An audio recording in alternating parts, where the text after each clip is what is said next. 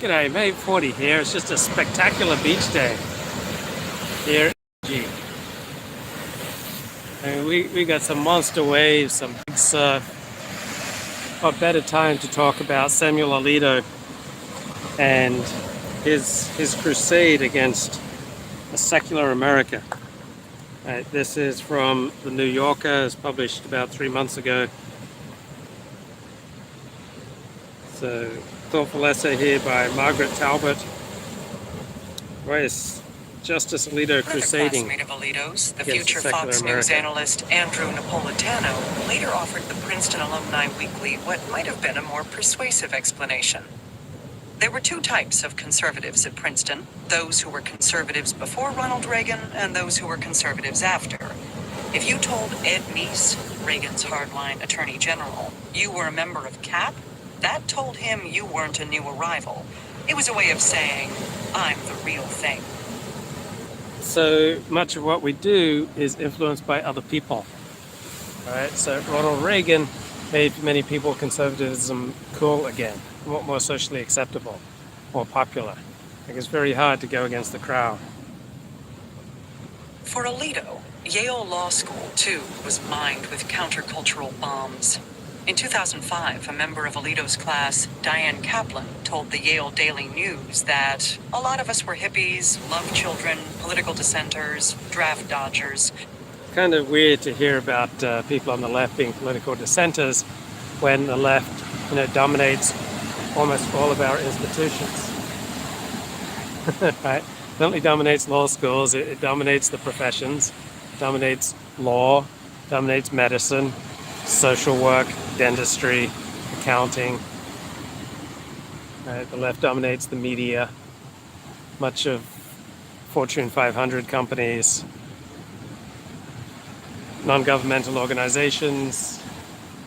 The left dominates. So how exactly are people on the left, these radical dissenters? She noted that Alito and his Princeton friends came to class with button-down collars and looking very serious. Well, how you dress is going to have a profound impact on you. When you dress in a suit and a tie, that's going to affect you. So the more religious the Jew, the more likely they are to dress well, to dress up, to dress, black suit, white shirt, that sort of thing. So what you wear profoundly affects how you think and how you act. Alito has described his classmates as overwhelmingly liberal, but noted that there were a few of us conservatives kind of hiding. Among them, Clarence Thomas and John Bolton, who served briefly as President Donald Trump's national security advisor. Alito had come to Yale eager to study with one of his intellectual heroes, Alexander Bickel. So I am on my way to Botany Bay.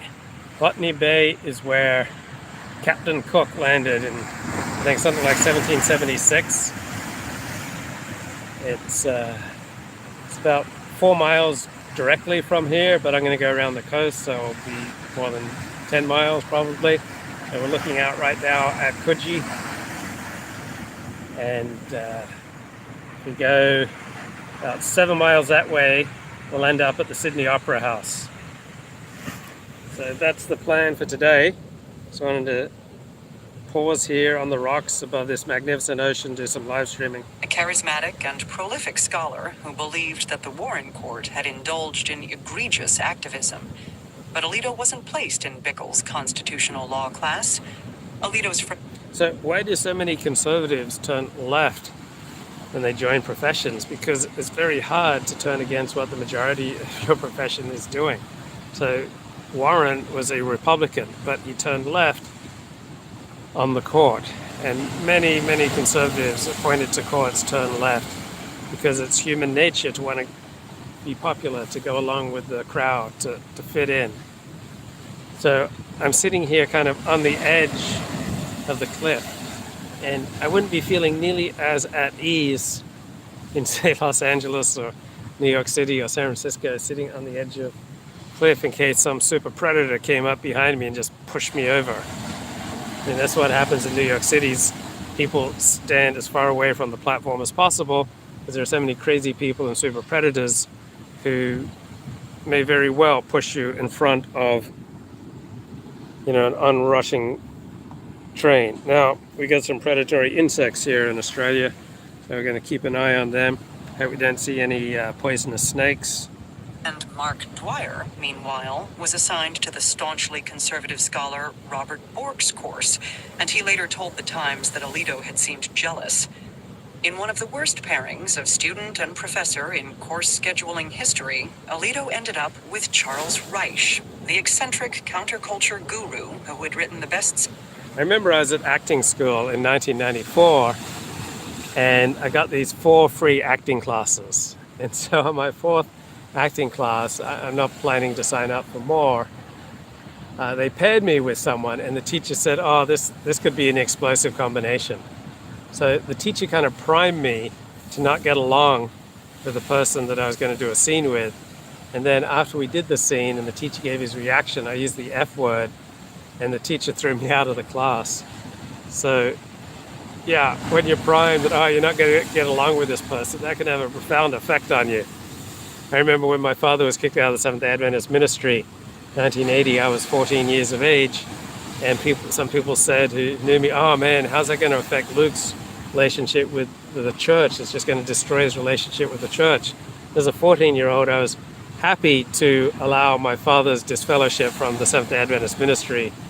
It destroyed my relationship with the church because, why did I want all the restrictions that came with being a Seventh-day Adventist? We'd just gotten the TV for the first time in the summer of 1980, and I saw a lot of things on TV that I wanted, particularly sex and fame and glitz and glory, all those secular virtues.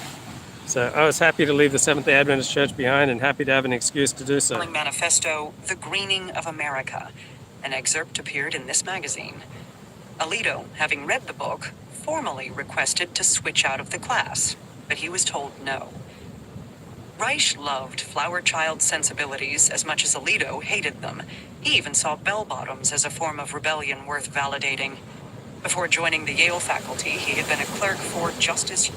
I remember after high school, so June 1984, I decided to move to Australia for a year with my brother. And I brought a suitcase of stuff. I hadn't been turned on to Crystal Light at that time, but I didn't really bring any decent work clothes. And so my brother, lent me a lot of his clothes so that I could go out and look for a job. And he was kind of amazed I didn't have decent clothes. I went into my brother's closet and he had all these bell-bottoms. And thought, I'll wear these. But my brother told me, nah, that's not on. You can't wear bell-bottoms. This is 1984, not 1978. He wouldn't let me wear bell-bottoms to a job interview. And then there was a time I was working at GJ Coles, which is the equivalent of Kmart. Got a job as a stock boy, and I saw these what looked like slip-on shoes. They I think they call them skeetches. I'm wearing them now, right? So shoes like these, very comfortable. You just slip them on. So I saw some, and I bought some for about $2, and they were so comfortable. And I walked out of work in my new shoes. And I don't get very far down Gundoon Street in Gladstone, and people ask me why I'm wearing slippers. So apparently there were slippers, but there were no substitute for shoes. I like common sense. Other thing that surprised me when I moved back to Australia is that almost everyone puts their clothes out to dry on a clothesline. Like in America, we always put our clothes, in the dryer. But in Australia, they put it on the clothesline to save on electricity bills. That just seemed weird. I guess electricity prices were probably 2-3 times the equivalent of American electricity prices. They still do that, right? Still people I live with, put their clothes out on an indoor, clothesline setup. And the other thing I learned is that men don't blow dry their hair. I came to Australia in 1984 and was looking to borrow a hairdryer, and I was told, no, men don't blow dry their hair. That's for Sheila's. Hugo Black, and a lawyer at elite firms. But by the time Alito arrived in his class, Reich had embarked on a long, strange trip as a public intellectual and a freewheeling seeker. Reich interviewed Jerry. What kind of people become public intellectuals? People who achieve success in one area of their life. I remember I broke the Mark Wallace HIV story in the San Fernando Valley that Mark Wallace was a likely patient A, patient zero in this ongoing outbreak of HIV in the porn industry. And I was getting tens of thousands of readers to my blog every day. And I feel a sense of entitlement from this attention. Now I'm going to transition to being a public intellectual. I was ready to leverage my scoop about HIV in the porn industry, becoming a public intellectual. And so this Professor Reich publishes an acclaimed book about the greening of America. One of these waves is going to come up here and get me. And due to all the success he got for his book, The Greening of America, thought, aha, I'm now going to become a public intellectual. So people can be very well qualified to talk about one topic, but then they get an overinflated sense of their worth, think, because I'm so acclaimed talking and writing about this one topic, people probably want to know what I think about all sorts of areas where I don't have any specialty. And here I am. Back to this New York article, Sam Alito's crusade against a secular America. It's not over, guys. Sam Alito ain't done yet.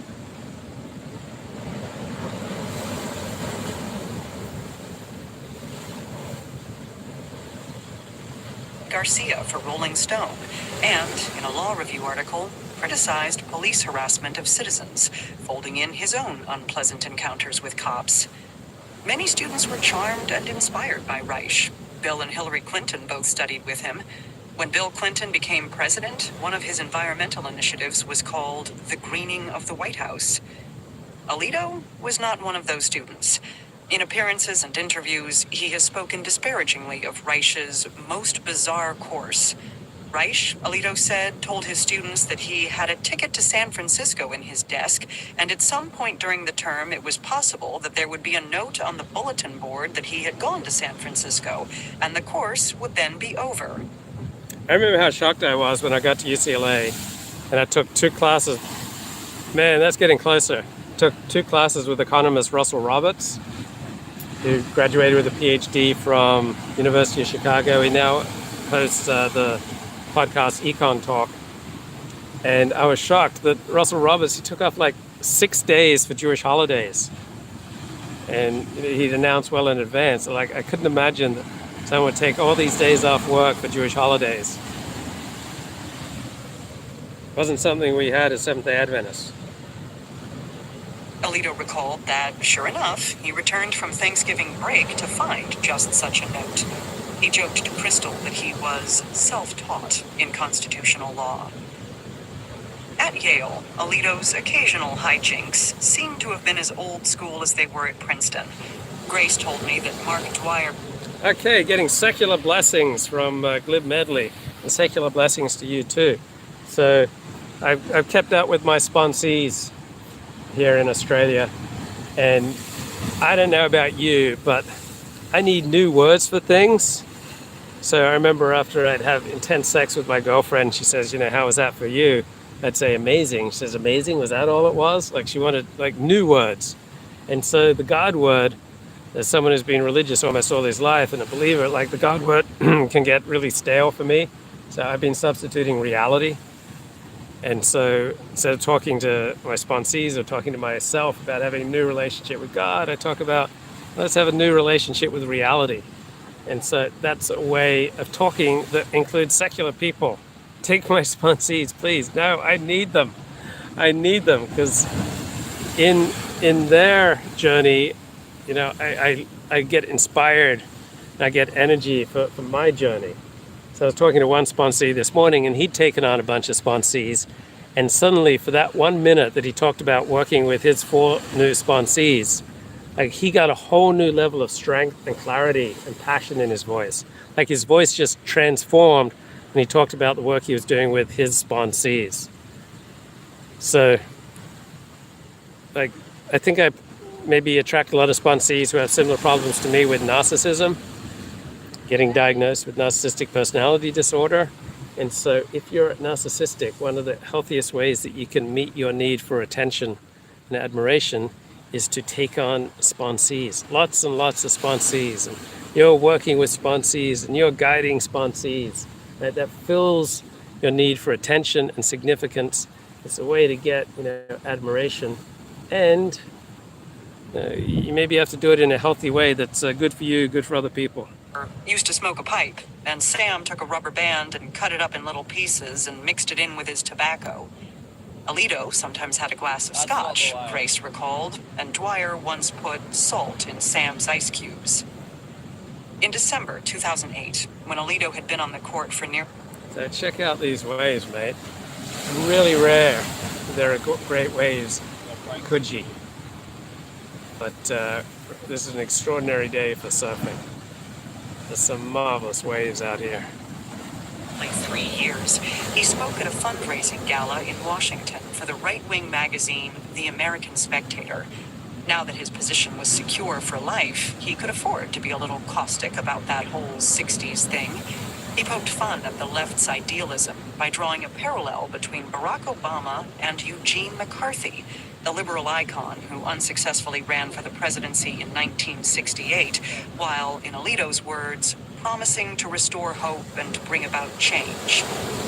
No doubt to the bafflement of many younger people in the audience, he mocked the psychedelic band Country Joe and the Fish, as well as its Vietnam War protest song, I Feel Like I'm Fixin' to Die Rag. Alito complained that for the past 40 years there have been places in this country, sort of like the island in Jurassic Park, where it's always been 1967. But if 60s inflected views still reigned in outposts like academia, there was cause for conservative triumphalism. During the Warren Court era, Alito said, the legal vanguard had imagined that the law would move dramatically leftward, but they turned out to be wrong. To laughter, he added, to coin another phrase, sweet dreams and flying machines in pieces on the ground. Alito was quoting the James Taylor song Fire and Rain. Those lyrics, of course, aren't about the crushing of progressive dreams. They're about Taylor's addiction struggles and a friend's suicide. But you wouldn't expect a Guy Lombardo fan to know that.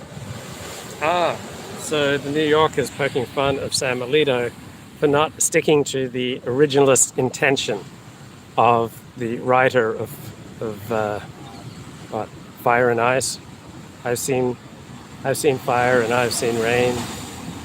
All right, so the New Yorker is poking fun at Sam Alito for not being an originalist with regard to pop music lyrics, but simultaneously poking fun at him for being a stodgy old originalist, intentionalist with regard to the founding documents of the United States of America. So originalism for me, but not for thee, is the New Yorker critique.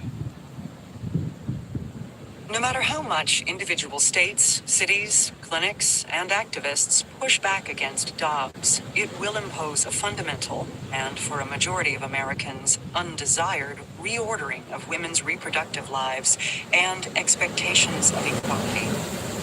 In 1992, when the court upheld Roe in the Casey opinion, it acknowledged what is known as a reliance interest.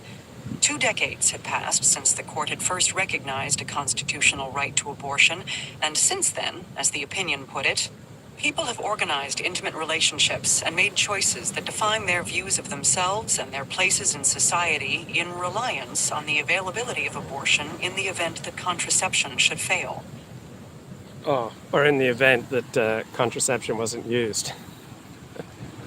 So do you think the New Yorker would be praising the U.S. Supreme Court for its adherence to a reliance doctrine, say with regard to slavery or with regard to any practice that it finds morally reprehensible? No.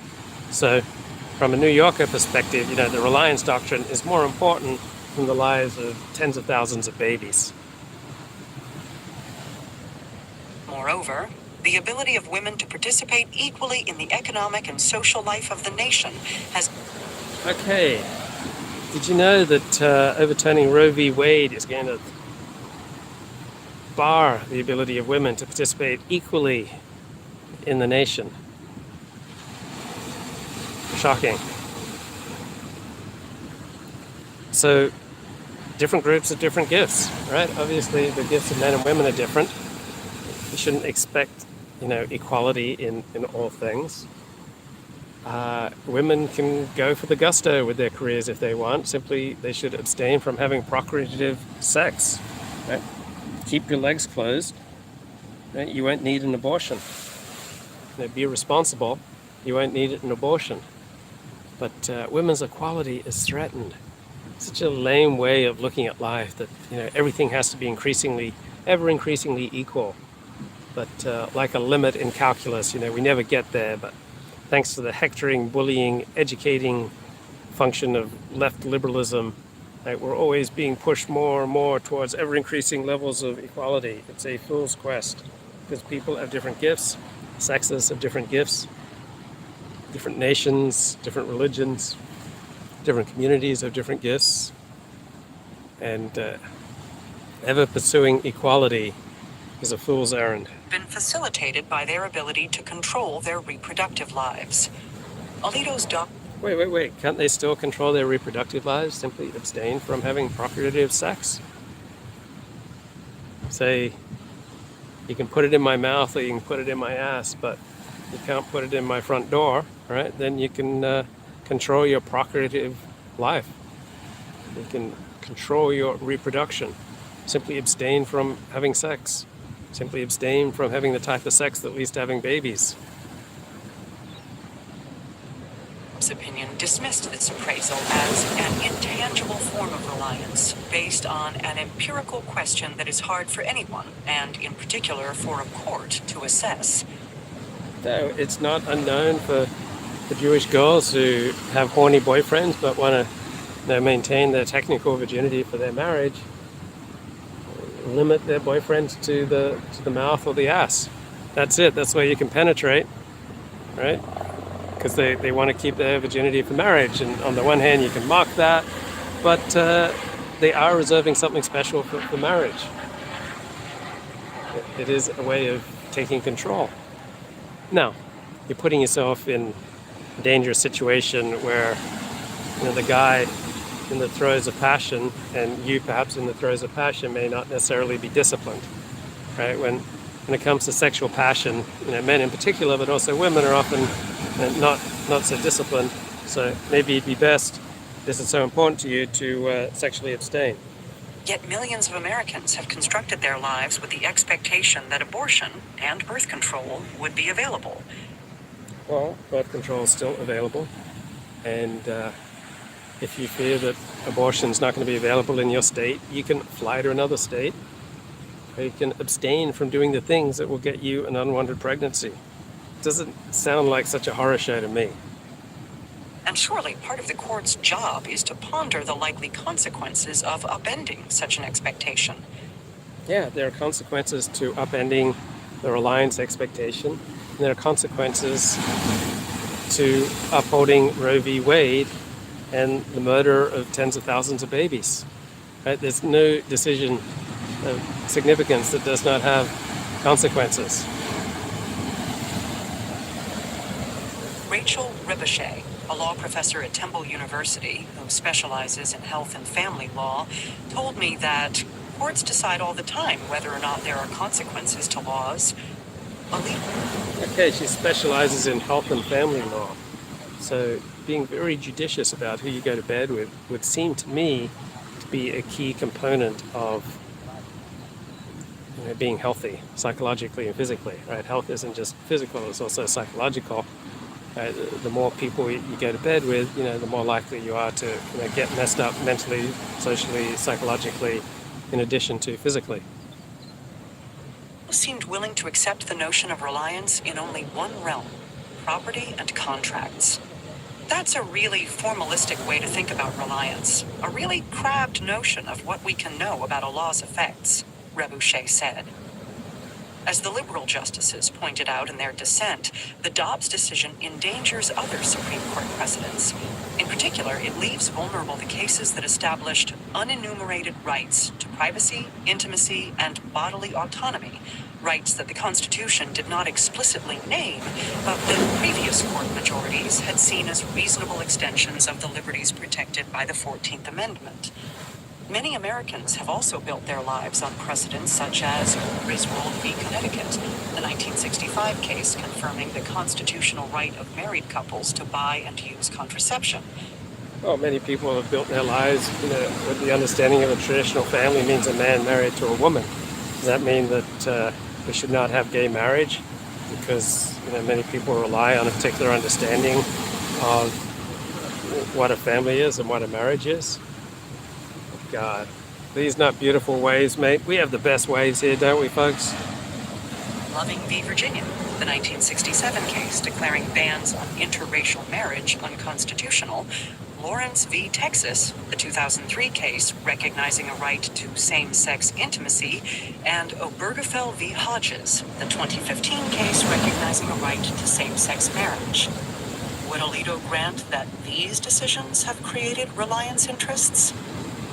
In Dobbs, Alito promised that those other precedents are safe and that abortion is different from other personal decisions because it destroys what the Mississippi law describes as an unborn human being. He insisted nothing in this opinion should be understood to cast doubt on precedents that do not concern abortion. But Alito's assertion about the singular preciousness of a fetus does not alone create a legal standard. Neil Siegel, a Duke University law professor, told me, "Because I said so is not a reason, not in parenting and not in law." The anchoring logic of Alito's opinion is that rights not stipulated in the Constitution pass muster only if they have long been part of the nation's traditions. By this standard, what is to preclude the undoing of the right to same-sex marriage guaranteed by Obergefell? Oh no, that would be the worst. Oh my God, what a hellscape we live in if Obergefell was overturned. I don't even imagine that, that dark, dark day. Ah, there's a swimmer. Is he on a board? Right in the middle of your screen. Yeah, he's on a board. There's some magnificent waves, mate. So all rights can change when the situation changes.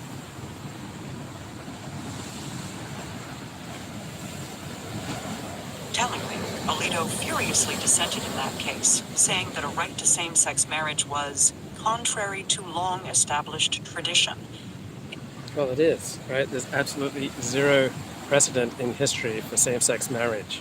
It's an entire new innovation of the past 30 years. Indeed, Clarence Thomas, in his Dobbs concurrence, argued that the particular cases protecting same-sex marriage and intimacy, along with contraception, were very much up for reconsideration. Thomas left out Loving, the interracial marriage case. The Dobbs dissent, issued by Stephen Breyer, Elena Kagan, and Sonia Sotomayor, sharply challenged Alito's assurances. Assume the majority is sincere in saying, for whatever reason, that it will go so far and no further, they wrote, Scout's honor. Still, the future significance of today's opinion will be decided in the future, and law often has a way of evolving without regard to original intentions, a way of actually following where logic leads. In overturning Roe, the court bolstered not only the anti-abortion movement, but also the conservative legal movement, an effort associated with the Federalist Society, which, since its founding in 1982, has promoted an originalist jurisprudence based on narrow readings of the Constitution. Well, narrow as opposed to, unlimitedly flexible. So the pashat in Jewish terminology, the plain meaning of the text, as opposed to the allegorical meaning of the text and the mystical meaning of the text. All right? So it's not such an absurd position. Such readings often dovetail with many conservative policy goals, from the dismantling of the regulatory state to the defense of gun rights.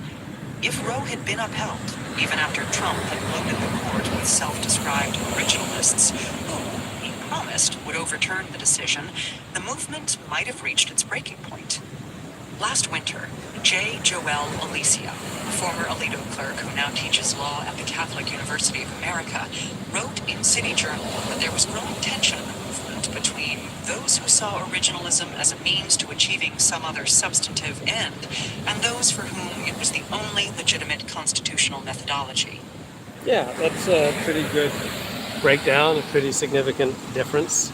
Right? You don't always make your arguments on the basis of what you truly believe. Right? In public policy and public discussions, you make arguments on the basis of what's going to be most effective, not necessarily what's the most true. Some conservative skeptics of originalism were particularly frustrated with a 2020 majority opinion by Justice Gorsuch, concluding, ostensibly through originalist logic, that Title VII prohibitions on employment discrimination applied to gay and transgender people. Alito dissented, declaring that the inclusion of LGBTQ people in Title VII protections will threaten freedom of religion, freedom of speech, and personal privacy and safety. Yeah, you just can't increase rights for one group without taking away rights for another. Increase rights for minorities, you take away rights from majorities. And so liberals look at rights as something that you can just endlessly expand. They don't look at the zero-sum nature of many rights. If you got a good story, who cares about facts? If you don't have the facts or the story, then what do? If the court's originalists couldn't even successfully deploy their approach to overturn Roe, then what good was it? Alicia wrote that, for the conservative legal movement, the stakes in Dobbs could not be higher. It was either complete victory or crisis-inducing defeat. Alito's opinion was a complete victory. An analysis in National Review hailed the decision as the movement's crowning achievement. For Alito, Dobbs was also the culmination of a 16-year effort to make his mark on the court. When he first became a justice, he was often portrayed as a mini-me of another Italian-American Catholic from Trenton, Antonin Scalia. Some commentators even referred to him as Scalito. But, although the two justices frequently voted together, they were different in ways both temperamental and jurisprudential. So I think Ann Coulter hated the John Roberts appointment to Chief Justice of the Supreme Court, but she liked the Sam Alito appointment. So it turns out Ann was right, if you're a conservative. Alito could be as acerbic in his writing as the irrepressible Scalia, but he rarely seemed to be having a good time. Scalia's bold commitment to originalist readings of the Constitution sometimes led him to outcomes that he, as a law and order type, didn't much like, such as supporting the First Amendment claims of a flag-burning protester, or upholding the Fourth Amendment rights of criminal defendants. Alito adopted a more elastic form of originalism, which has allowed him, with plodding consistency, to arrive at results that a loyal Republican would prefer. Whereas Scalia's admirers praised his intellectual commitment to originalism, Alito's admirers in the conservative legal movement often highlight his practical approach. At a recent American Enterprise Institute conference honoring the justices' jurisprudence, Keith Whittington, a professor of politics at Princeton, said that Alito's opinions can be a little frustrating if what you're looking for and thinking about is how to draw much broader themes out of his work as far as theoretical approaches that might apply. Yeah, so what's more important to you in your jurisprudence, in your life, in your politics, in your pundits? Is it principles or interests? So it sounds like from that description that Samuel Alito puts a higher priority on his group's interests rather than on jurisprudential principles. While that other Italian-American, right, he apparently put more emphasis on principles rather than interests. So I think there's a time and a place in life where you prioritize your interests over principles. And there's a time and a place to prioritize principles over interests. And I think it should always be one or the other. So Antonin Scalia apparently always prioritized principles over interests. To a wide array of cases, but it was refreshing, Whittington said, to see a justice really try to tie the arguments and the logic and the application to the details of the facts of the situation. From 2006 to 2020, 4 liberal justices sat on the court. According to Adam Feldman of the blog Empirical SCOTUS, Alito is the conservative justice who has joined with the liberals on the court the least often. He never once provided them with the swing vote in a 5-4 decision. Since the 2010 term, he's joined with 3 liberal justices, and Roberts only once, in an uncontroversial case that defined the phrase tangible object. Okay, that doesn't bother me. Does that bother you that Sam Alito is not reaching across the aisle? A criminal statute. This past term, Alito got the most attention for Dobbs, but he also signed on to several other 6-3 decisions that achieved right-wing goals.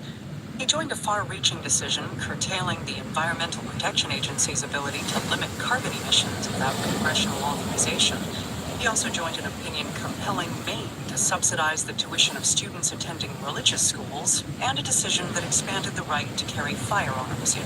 So when I hear about Samuel Alito's decisions, they seem to pretty much mesh with my vision for America, my understanding of what is right. Right? They seem to mesh with my principles and my interests. The reversal of Warren Court norms may be accelerating under today's lopsided majority, but Alito has been pushing the court rightward since his arrival. Richard L. Hassan, the election law expert, told me that Alito is uniformly hostile to voting rights and his... Wow, Samuel Alito is uniformly hostile to voting rights. So does that mean he doesn't think people should have the right to vote? Somehow I suspect that there's something of an exaggeration. Right? I don't think that Sam Alito is a... Oh my God, look at that wave. Look at that surfer getting smashed. That wave looked like it was 5 times taller than the surfer, right in the middle of the screen. There's no turning back America to a culture of values. America is a moral vacuum like the Netherlands.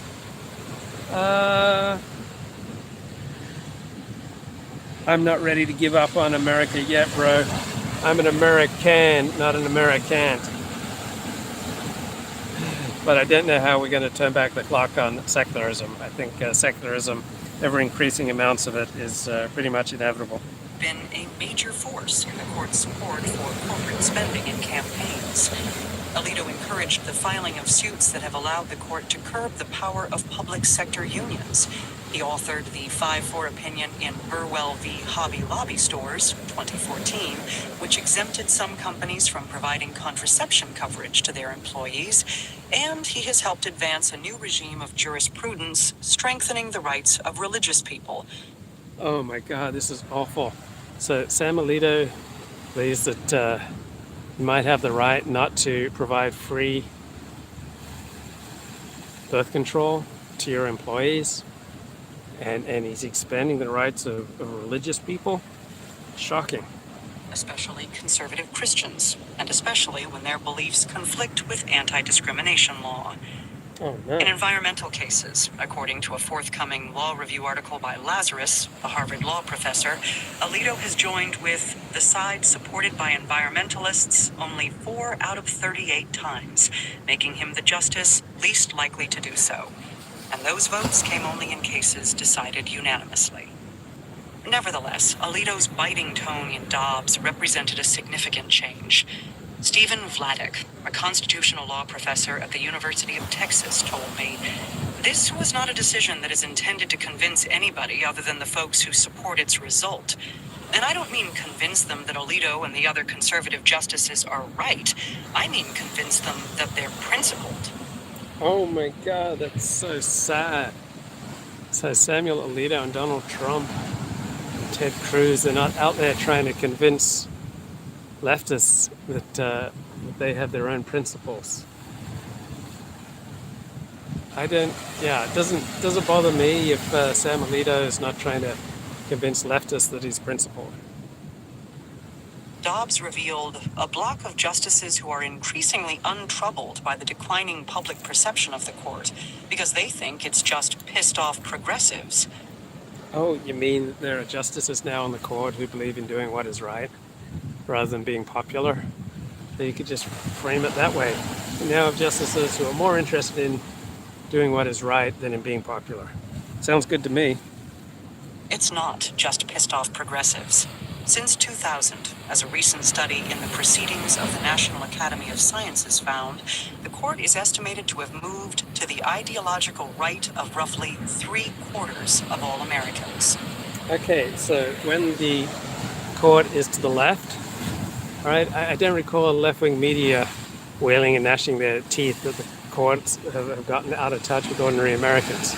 Like ordinary Americans have passed all sorts of referendums, such as 187, against providing benefits to illegal aliens, or Amendment 2 in Colorado, which gave people exemptions from anti-gay discrimination laws. Right? The will of the people is spoken. Left-wing courts overturned it, said it was unconstitutional. I just don't remember. I read the news back then. I don't remember a whole lot of wailing and gnashing of teeth that the court has, fallen out of touch with regular Americans. In 2005, not long after Justice Sandra Day O'Connor decided to retire, President George W. Bush nominated Harriet Miers, the White House counsel and his longtime friend, to fill the vacancy. Congressional Republicans and Christian conservatives quickly turned against Miers, igniting what Bush describes in his memoir as a firestorm. Miers was insufficiently fancy, as Bush puts it. She lacked an Ivy League degree, and she hadn't been an appellate judge or a legal academic. Although she was an evangelical Christian, Miers was further damaged by fears that she was not anti-choice enough. She had once argued that self-determination mattered when it came to abortion. Bush's nomination of his confidant also smacked of cronyism. But, according to Ann Southworth, a law professor at UC Irvine who has studied the Federalist Society, a major part of what tanked her is that she was not seen as having come up through the conservative legal movement. Robert Bork told NPR that Miers' selection was a blow to a movement that's been building up for 20 years and now has a great many people who are qualified for the court, but all of whom have been passed over. Bush soon withdrew Miers' nomination. Bush turned next to Alito, partly because Miers had recommended him. Still, when the men met at the White House, Bush found him as reserved as they come and ill at ease. For the previous 15 years, Alito had been a federal court of appeals judge on the Third Circuit. As he later recollected in an on-stage interview at Duke, his professional life in that role had been almost monastic. My days consisted. So, if the left controls institutions, right? If the left dominates the means of cultural production, then one would expect fewer elite people to be right-wing. And it's very hard to succeed in institutions that are dominated by a left-wing ideology when you are right-wing. So to get the credentials that would impress the left, it would mean you'd have to go into enemy territory and thrive there. Not easy to do. To the office, walking up to my chambers, reading and writing, talking to no human beings except my assistants and my law clerks, getting back in my car, driving home, and doing the same thing the next day. Every once in a while, there'd be an oral argument, maybe once every 6.5 weeks. Bush finally broke the ice with Alito by discussing baseball. Alito was such a Philadelphia Phillies fan that he had once spent a week at the team's fantasy camp, a Christmas gift from his wife, Martha Ann Alito, a former law librarian. They have 2 children, Philip, a lawyer, and Laura, a marketing executive. Unlike Miers, Alito had an extensive judicial record that included abortion cases. Look, there are seasons in a man's life, right? So from about age 22 to 39, most men are incredibly intent on building their kingdom. You know, a lot of big markers when I lived in Brentwood back then in the 80s, many were still Republicans, but culturally they were liberal. Today, the elite of Brentwood are 98% Democrats, says the chat. So trying to think, oh, wow, almost lost my iPhone into the ocean. And I'm paying for everything with my iPhone here. Just use Apple Pay for everything. That would have been an absolute disaster. So, yeah, Alison Armstrong talks about the seasons of a man's life. At 22 to 39, you're intent on building your kingdom. And then you move into your, I think she calls it your prince stage, right? And the older men get, the the more they want recognition and praise. And you'll never work as hard as you did 22 to 39. That's when you're building your kingdom. After that, you move into your prince and your king stage, where you sit back and just want to rule your kingdom, and you want to be recognized, and you want to be praised, and you want to be appreciated. But 22 to 39, which is probably the time period that Samuel Alito was talking about there, men typically are absolutely fixated on building their careers. And that's normal, natural, and healthy. As men move into their 40s and 50s, they start making more time for their hobbies, their interests, their friends, their families. Appellate court judge, he was the sole dissenter in a 1991 case that struck down a portion of a Pennsylvania law requiring women, with few exceptions, to notify their husbands before obtaining an abortion.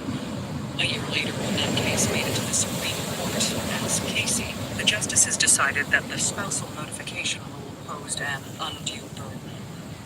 Equally reassuring to conservatives was Alito's service in the Reagan administration's Justice Department. Under Edwin Neese, it had attracted young lawyers itching to roll back abortion rights, certain protections for criminal defendants, and affirmative action, which the administration portrayed as reverse discrimination against whites.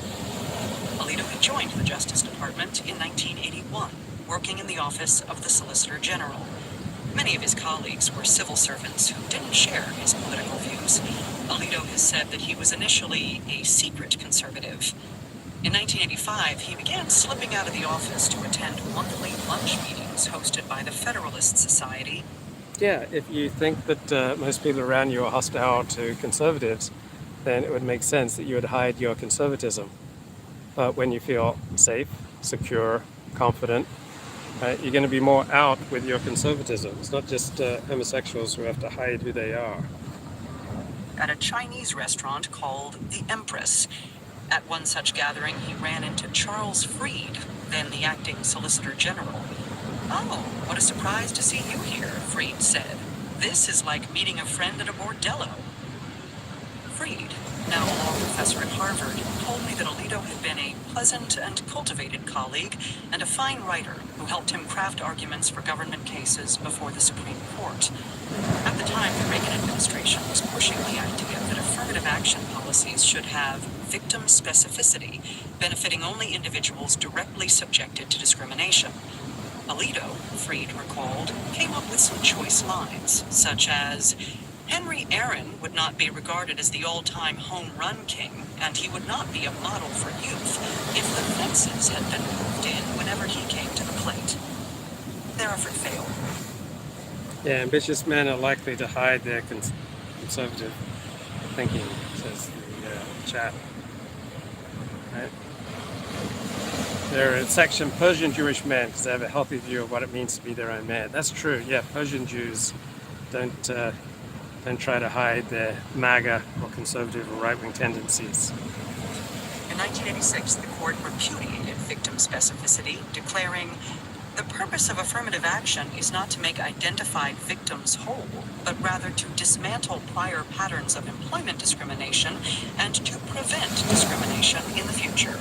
Yeah, and there's no evidence that there's ever significant discrimination. Right? The reason that different groups get different life results is that they have different gifts. Right? Employers weren't leaving millions of dollars on the table by being racially bigoted. Capitalism doesn't work that way. Persian women expect men to be willful and forceful about their way and their opinions. I really like Persians, both Persian men and Persian women. While at the Solicitor General's office, Alito wrote a memo defending police officers' right to shoot fleeing suspects, regardless of the threat they posed. The case involved a 15-year-old black boy, Edward Garner, who, according to Alito's memo, was killed by a Memphis police officer who could see that his target did not appear to be armed. Garner was carrying a purse containing $10. An appellate court had upheld a civil rights case brought by Garner's father against the Memphis Police Department and city officials. The state of Tennessee was now appealing to the Supreme Court. Alito wrote, "Any rule permitting the use of deadly force to stop a fleeing suspect must rest on the general principle that the state is justified in using whatever force is necessary to enforce its laws. Yeah, I think I sided with Sam Alito there. I think most of the time, Chat says, I grew up in a predominantly Ashkenazi family, some Sephardic ancestry. My family is mostly Ashkenazi and very liberal. I'm one of the few exceptions, and I take a lot of heat for this. Now, I think that most of the time when police shoot a fleeing suspect, the world is better off. Right? Most police suspects who run away from police, not particularly righteous people. Right? They're usually bad guys. Assuming that a fleeing felony suspect is entirely rational, what he is saying, in effect, is kill me or allow me to escape, at least for now. If every suspect could evade arrest by putting the state to this choice, societal order would quickly break down. Yeah, I agree with Sam Alito.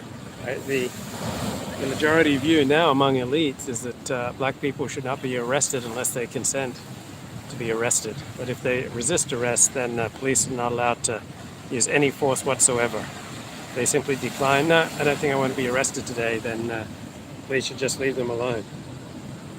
The Supreme Court sided with Garner's father. Writing for the majority, Justice Byron White declared, "It is not better that all felony suspects die than that they escape." At the Justice Department, Alito also became friendly with Charles Cooper, a hardline conservative deputy in the Civil Rights Division. Fleeing suspects shouldn't think twice about shooting anyone in the back and carjacking them. Cops should be allowed to. Yeah.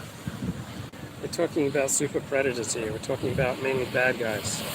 In 2013, with Alito on the Supreme Court, Cooper argued against same-sex marriage. In 1985, Cooper was asked to leave the Justice Department's Office of Legal Counsel, and he urged Alito to apply to become his deputy. Alito pursued the position, candidly declaring in a memo, "I am and always have been a conservative and an adherent to the same philosophical views that I believe are central to this administration."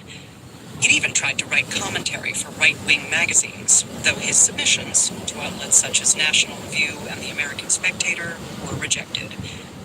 In the memo, Alito noted that he was particularly proud of my contributions in recent cases in which the government has argued in the Supreme Court that racial and ethnic quotas should not be allowed, and that the Constitution does not protect a right to abortion. Alito got the promotion. Among the Reagan administration policies that he helped promulgate was one shielding employees who fired people with AIDS because of fear of contagion, whether reasonable or not.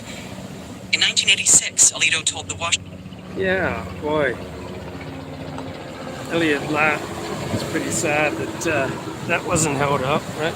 So, if someone's got a deadly disease, like, you should be legally forced to not discriminate against them in any way. Like, if someone's got, like, nasty pustules on their face, you're not allowed to discriminate against them. Like, it just simply makes you uncomfortable, creeps you out, right? What about the threat of some accidents and blood, trip and fall in the workplace, transmitting HIV?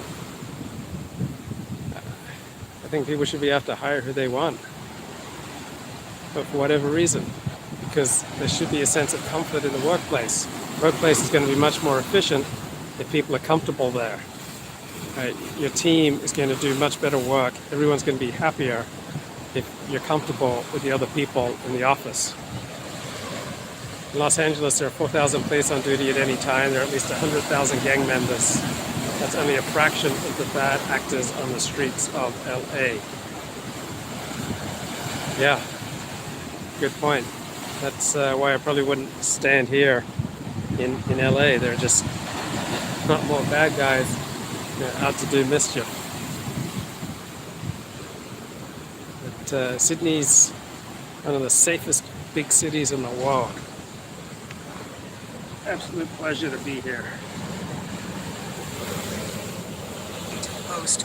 We certainly did not want to encourage irrational discrimination, but we had to interpret the law as it stands, and extant laws did not regulate what a private employer can do if he has a fear of a contagious disease. A liberal former colleague of Alito's from the Solicitor General's office told me that in the 80s, Alito had seemed like an establishment Republican, someone who wouldn't put ideology above the proper functioning of the system, which I thought stare decisis was a big piece of. So, no, I haven't seen any crack houses in Sydney. Most baddies are priced out. Yeah, they can't afford the eastern suburbs. So people on the eastern suburbs, they talk about Western Sydney, right? Like inland, like it's a dangerous Wild West kind of place. So yeah, on the eastern suburbs of Sydney, the housing prices discriminate, so you don't have to. Stare decisis, Latin for let the decision stand, is the doctrinal preference for upholding precedents. The colleague observed, the SG's office maintained a kind of cult of smartness. You couldn't be thinking too weirdly. There was this elite meritocracy that, we thought, dissolved hard ideological tensions. These assumptions now struck the colleague as naive. Alito. Yeah, of course there are going to be ideologies, even when the emphasis is on competence. Right? You can't live without a hero system. Right? You can't live without some way of conceiving of yourself as heroic. And that means loyalty to a particular community or to your own greatness. Right? There's no, non-ideological approach to the law. Was always very tightly wrapped, he recalled, adding, I now wonder what he was thinking all those times he didn't say anything. At Alito's Supreme Court confirmation hearings, he performed with steely equanimity. Andrew Napolitano, his former college classmate, told the Princeton Alumni Weekly that he knew Alito would maintain his composure, joking, he doesn't have a temper to lose. Alito said all the things about Roe and Casey that anti-abortion jurists must say to ensure confirmation. He called stare decisis a fundamental part of our legal system. When Senator Arlen Specter, a Republican at the time, asked him if Casey qualified as a super precedent, he responded with a wan witticism. I personally would not get into classifying precedents as super precedents or super duper precedents or any sort of categorization like that. It sort of reminds me of the size of laundry detergent in the supermarket. I agree with the underlying thought that when a precedent is reaffirmed, that strengthens the precedent. Oh, just imagine Sam Alito said the things he needed to say to get to the places he wanted to go. Unbelievable. Alito said that his Reagan-era assertion that the Constitution didn't guarantee a right to abortion was merely what I thought in 1985, from my vantage point in 1985. He told the Democratic Senator Chuck Schumer that if the abortion issue came before him on the court, he would first apply stare decisis. If he got beyond that, he would go through the whole judicial decision-making process before reaching a conclusion. When Schumer asked if he still doubted that a right to abortion could be derived from the Constitution, Alito deflected by protesting, "You are asking me how I would decide an issue." Alito acknowledged that he held traditional values, but in the mildest terms. He said that he believed in defending the ability to raise children the way you want, and in students' right to express their religious views at school. Some of Alito's supporters from this period now wonder how much of the tepid persona he projected back then was genuine. Oh, this is shocking. Absolutely shocking. He projected the persona that he thought would be most effective. Okay, most of us do that. Right? Most of us project a persona in a job interview that's not necessarily 100% authentic to how we're going to conduct ourselves at work. And employers in a job interview don't present the job in a way that's 100% authentic to what the job will actually be. Okay, I'm going to resume my hike to Botany Bay. Talk to you later.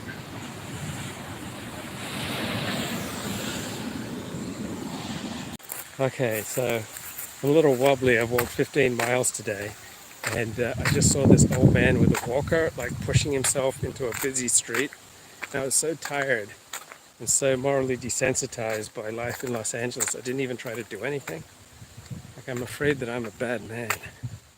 Like, if he wants to push his bloody walker, into a street filled with, whizzing traffic going by, like, I was too tired and my bladder was too full to protest, right? I just walked about 5 miles without any water. So I stopped, bought 3 liters of water for about $3. Drank it all down in the course of about 40 minutes. And the power of situation, like normally, the paragon of moral leadership, you'd think that I would be doing the right thing. But the bladder was too full. I was too tired. Okay. And this Aussie shop girl came running out and said, "You okay?" So I deferred that moral task to someone else. But anyway, I see it on Twitter. Twitter's burning up because, Kanye and Nick Fuentes are meeting up, and like it's Mar-a-Lago, and it's like, this great threat to Jews and to Western civilization. I don't think so, right? I don't think that Kanye and Nick, get up in the morning and think about, what can we do to the Jews today? I think this is really about people who have their own interests and they see their own group interests, and they see that there are sacred groups and groups you can't criticize. And Nick Fuentes, he loves Christianity, and so it's okay, normal, natural that he wants a particular type of America, but he may have some negative feelings about Jews. Kanye, I'm pretty sure he's had a lot of experiences with Jews, and when you have intense relationships with people, or in the case of Kanye, or in the case of Nick Fuentes, when you have clashing group interests, then it may express itself with some negative sentiments towards Jews. So I just don't like the label Holocaust denier, anti-Semite. Yeah, some of what Nick says is anti-Jewish. He has mocked using religion, using the Holocaust as religion. But what animates these two guys more than their attitudes towards Jews is that they want to be famous. They want to be the center of attention. They want to be edgy. They want to be exciting. And Nick Fuentes and Milo Yiannopoulos and Kanye, they always like to be on the edge of what's new and exciting. And when you keep looking for that which is new and exciting, you often make some really bad decisions. So Kanye's probably cost himself $1 billion. Nick Fuentes, his life has become a nightmare in many ways. But I don't think they're getting together to plot genocide. Right? I don't think they're primarily getting together to how can we take down Jewish power.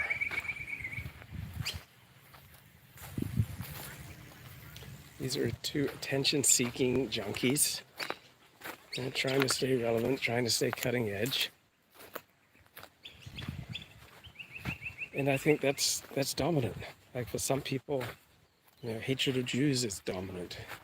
Like for other people, hatred of blacks or gays is dominant.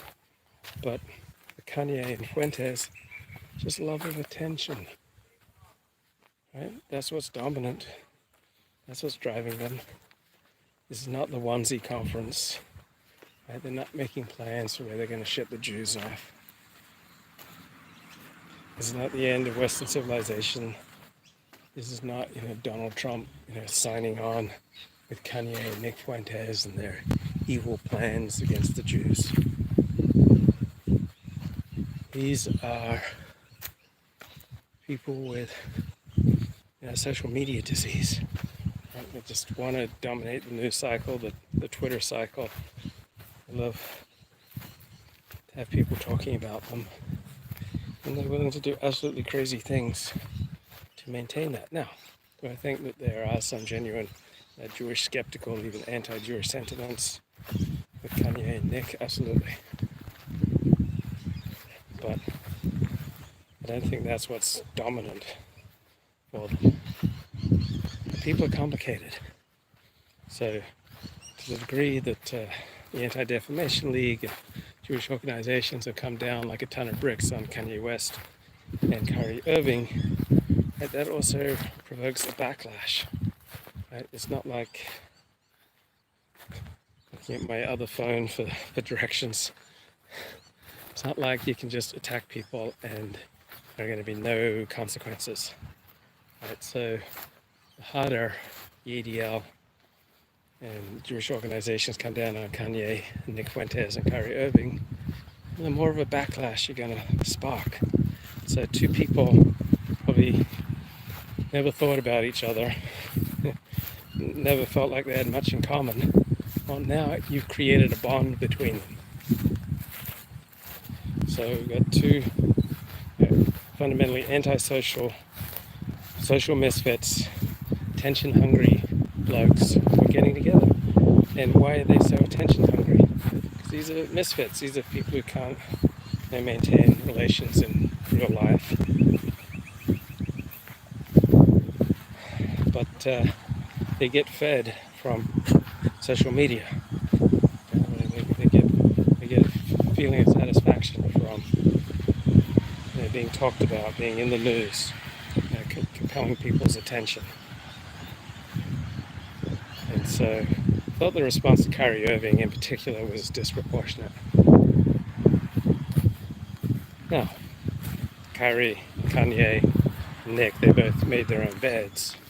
They're not innocent victims who are just being maligned for no reason whatsoever.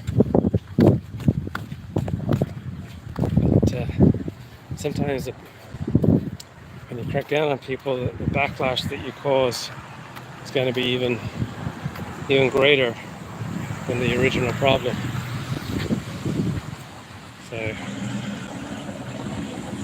great job, ADL. You may have provoked something that's even more intense than what it would have been if your initial reaction had been more sober.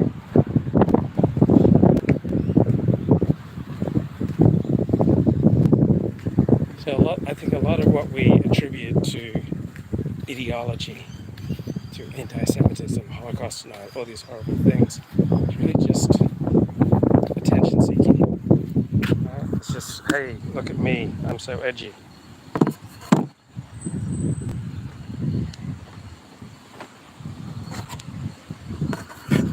Most people don't have thoughtful, coherent political ideology. People just tend to have reactions. They feel something, they see something, they experience something, they respond.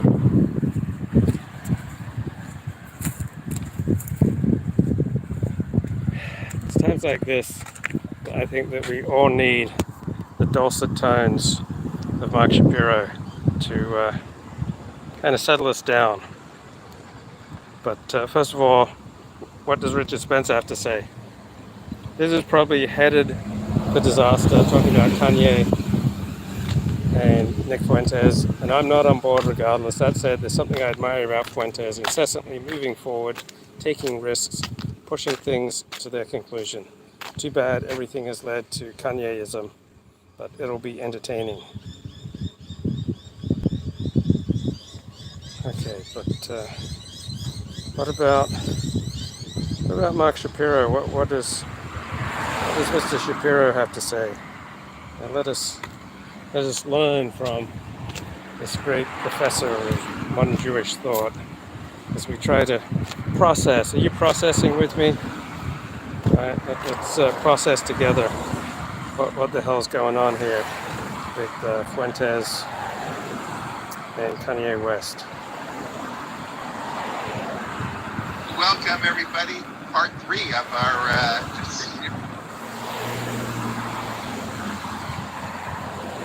Okay.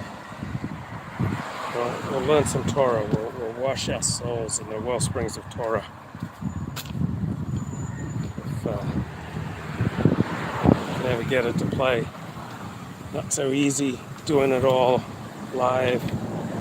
Let it gimbal giving me trouble. 16 miles under my belt. 3 liters of water in my stomach.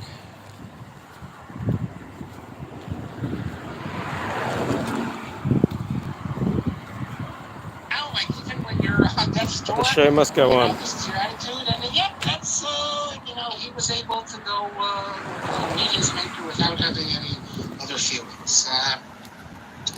So we're getting back to the summing right years.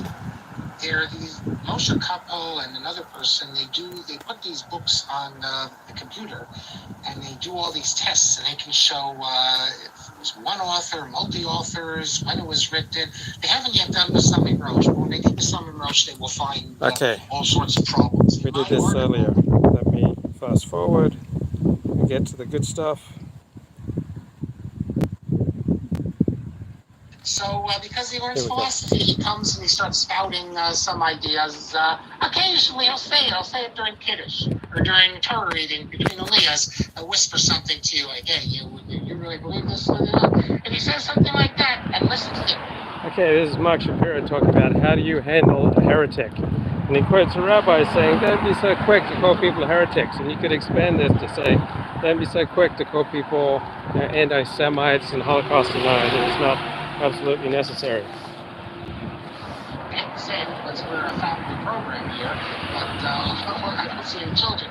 He says, "Ve'eno maksha atzmo dekadiras neged inyan in inyan oladan." He says he doesn't, he doesn't continuously he's sort of haphazard as opposed to being strong and on a continuous firm in his denial of Torah matters. Now, I can't help thinking, and correct me if I'm wrong, that this is like an underhanded sort of inside joke. There's a phrase, I will not elaborate on it, maksha atzmo ladas. Ooh, don't let the guy in hear that. That's what he says here. Ve'eno maksha atzmo. I've never seen this, and I've looked at anyone else use this expression in the way he's using it. So that's already nivel peh, in my opinion. That means improper speech. And I looked. And it doesn't mean I have, just because I looked, doesn't mean I found everything. But I searched to find if any other Rishonim use means language 11th, 12th century rabbis. Unless you can show me there are other Rishonim who use language like that, I am holding by my opinion that we're seeing nivel peh right here. In the, improper speech. Nivul peh, actually, is a negation of gaze, but in Yeshivish we call it nivel peh. So, and then he goes on. He says, unless you're firm as a heretic, as opposed to just occasionally when the spirit comes on you, whisper your heretical ideas, you're not called an apikoros scum or a min. And even... Don't be so quick. Call people heretics. If you are an actual heretic, that is, you say it explicitly and you're firm on this, we don't go backwards. We don't say that, it begins from this point on. We don't say, sources that, Sefer Torah should cuss something in. We don't say that if he's a big guy that we already wrote 2 years ago. We assume that, unless we have evidence of it, we assume that he's only a heretic then. So, just to make some read, this is summarizing what Jacob says. Here you see, he's downgrading the book of Esther. He's regarding it as a mere temple. He's condoning the study of philosophy. Not only are doubts in matters of faith tolerated, but they're attributed to the great ones of Israel. And I'll go even further. That, the idea, he basically is matter here being a cynical apikoros. The guy who, when I'm talking about someone who, comes to show that they spread his heresies, as opposed to someone who is, a strong type of a heretic. And this is signed, as you can see, Asher B'Harav B'Chil. It's signed by the Rush. The Rush was so opposed to philosophy.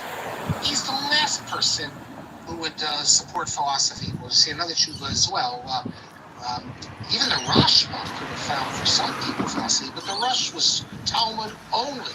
He's like the classic example of a Talmudist and only a Talmudist. We have very few of these medieval Talmudists. Almost all the medieval Talmudists also either did Parshanut, they wrote on Chumash, or Nach, or they did philosophy, they did mysticism. Almost all of them did. The Rush is like the one example I can think of.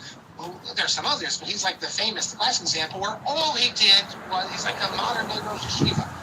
Just Shas and Posty. We have no evidence of him doing anything else. And this is the tshuva that the Rush wrote? No way. And this is an invention of Shaul Berlin, and the Gdolei Yisrael realized this. And, so this is one of them. Now this doesn't deal with what I'm saying. This is more of the Berlin Christians, heretical side, undermining Judaism, maybe opening it up for reform. We will see soon a tshuva in which the entire reform program is set out. Okay, we have some time. Let me show you another tshuva. Actually, no, I don't have it here. I didn't make a copy of it, but it's 251, and that's a long one. And in this tshuva, he deals with principles of faith, ikarei emunah, something that I've had an interest in for a long time. And, in fact, I have to tell you, in the new Hakira, I just got it. I love Hakira. This is winter 2022. All sorts of good stuff in here. You all up on your Hakira subscriptions? From page 107 to 151, you have an entire article, a lengthy article called devoted to Mark Shapiro's analysis of Maimonides' 13 principles we appraised from Batsal Sokochevsky, Musmach of Beis Medrash Gavoa in Lakewood, and also someone who's now studying at Toro College. I have to say, although he disagrees with me, you can only be honored that someone, Talmud Chacham, someone takes the time, it must have taken him months, to subject my work of over 20 years ago almost, to such detailed analysis. Even if in the end, it's not pointing attention to errors. It's different ways of reading. It's just a different approach. I have more of the esoteric approach, and it could be I'll even agree and acknowledge some of his points, but I feel very honored that this, and it's a Mechubadik article, the way scholarship should be done. Unlike another article that was written also last year, which is very different. And also, and right after that, you have another lengthy article against Joshua Berman, in his recent book. So, but I know a bit about principles of faith, and so this tshuva of the Besamim Rosh has always interested me. Number 251. So what does he say at 251? This is also signed by the Rosh, although he signs it like an abbreviation of his name. And it deals with principles of faith. So let me just summarize for you what. Well, you know what? Let me just read Jacob's summary for you. Summarize Jacob's summary for you. Because what appears here is just his major point is, one of his major points is that principles of faith change. That the principle of faith in one generation is not in a new generation. I think they need to be updated with the times. What used to be principles no longer, and what's principle now used to not be. And Solomon Schechter has no famous article. And Solomon Schechter knows that this is written up by the Russian police. And he even says in the article, but Solomon Schechter likes Solomon's position, and he says that this is the best approach to dogma, the one of Solomon, and it changes. Of course, that means it's not dogma. Dogma that changes is not dogma. The definition, dogma is eternal truth. But so here is. You're right, Hyman. You're absolutely right. It's even with a bad thought. You're right. I just saw you say it there. You're right. I was thinking of Nabal. And Nabal was just a term. Okay, let me read you what. Sometimes we also. Thank you. Let me read you what Jacobs has summarized because I can read it. It's just easy. He says as follows. He said, so which.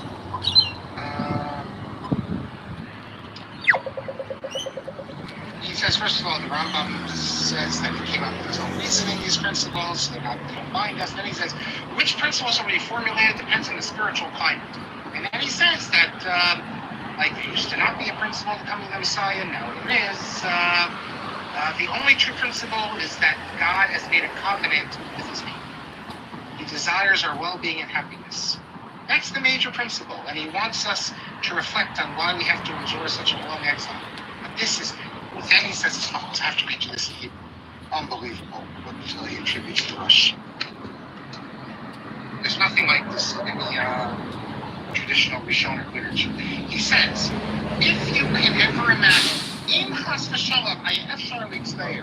Ever imagine, כי יגיע הזמן, that a time would come, שמשפטי התורה ומצוותיה, that the laws of the Torah, יביאו רעה ומסים, will cause problems for us. הקולוס האומה במוחלט, or אפילו רק יהיה מקום להצטער, on the Jewish people as a whole, or even if there's, you can imagine, כי לא יגיע מהם עושר בשום אופן, or you can imagine that the mitzvahs would not give us happiness. Not just that they would cause us problems, but they wouldn't give us happiness. So we would throw off the mitzvot. Why? Because the basis from what all Torah depends upon, that because God commanded us to do that, because he wants it to be good for us. Israel, and to make us, above the non-Jews, to be an Am Chacham V'Navon.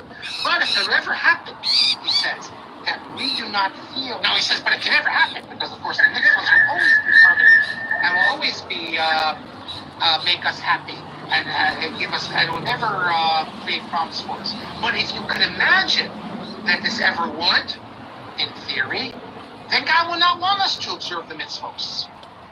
Mitzvahs are commandments. So that's the rush writing it in medieval times, but now you're in the 18th century. In the 18th century, well, certainly the mitzvahs don't give a lot of people happiness. They cause a lot of problems, and they prevent you from integrating in non-Jewish society and going to the university because you can't go on Saturday, all these sorts of things. So what he's done is he's given the rush. He's had the rush say that in theory, if it ever happens that the commandments are problematic and you don't get happiness, then you can reject them. And God wants you to reject them. But of course, this will never happen because the Torah is eternal. But if it ever would happen, God doesn't want you to be upset. If observing Shabbos causes you pain and it bothers you, God doesn't want you to be bothered because God loves you and he wants you to be happy. And the Torah is supposed to make you happy. And if it doesn't make you happy, you can get it off. And then Jacob says, the Rush continues at length to convey the program of early reform as it was adopted in the late 18th century Berlin. Very concealed here are all the trends that became so prominent in the early reform movement. One, the Messianic age is not necessarily one in which the temple will be rebuilt. Theoretically, there may come a time when observance of the mitzvot may become detrimental to Israel's well-being and it have to be given up. The reason why the Jewish people fails to find the answers to his problems is because it's overlaid the essential Torah with the practices it has made up. Later on, the Rush, in quotes, talks about all the superstitions that people have done. And then Jacob says, all that is needed to give the game away is for the Rush to use the word enlightened. But the enlightened to read the responsive can have no doubts as to its intention. I just think it's hilarious that Jacob said this because I think Jacob was looking at concentrating on the last section. Because if he looked at the earlier section, he would say, and I marked it, I guess he saw it, but he doesn't indicate it, he uses the word maskil twice. Maskil meaning now, the word sexual maskil also appears in earlier times, maskil yazir bazar arakia. But he does use the word maskil. So if you read the word maskil, not as a medieval usage of it, you can actually read it as maskil, and everything reads perfect as proto-reform. You have, as Jacobson correctly says it, you have all the elements of what's going to become Reform Judaism in this very responsive. Now we have one more responsive to do, but we will do that next time, and then we'll move into yeah, that's kind of incredible. You don't have to observe Jewish law if it makes you unhappy. I think basically you can't be an open reformer. I'm not sure whether Shaul Berlin is a reformer or just someone who wants to tear it down. And when you see a tshuva like this, it seems like he's not trying to tear it down, he's trying to create like a deist type of reformer. So Shaul Berlin, 19th century Orthodox rabbi, who published some major forgeries, and this notion that God just wants us to be happy, so keeping the Sabbath, keeping the commandments that makes us unhappy, then we don't have to do them. That's pretty radical, but to an extent, this is how Judaism works, right? Even most orthodox of Jews don't observe everything. Like everybody, to varying extents, who is observant in Judaism picks and chooses. And people pick and choose on the basis of how congenial these commandments are. And it ties back into Nick Fuentes, Kanye West thing. These people have come together because it's congenial for them at this time and place, right? Just like a Jew may be fairly secular, and then he gets married and has kids, wants to raise his kids within a community, realizes it's a lot easier to do that if we're Sabbath observant, if we're Orthodox, or you decide what kind of family life you want to have, and then you choose religiosity or lack thereof that accords with that.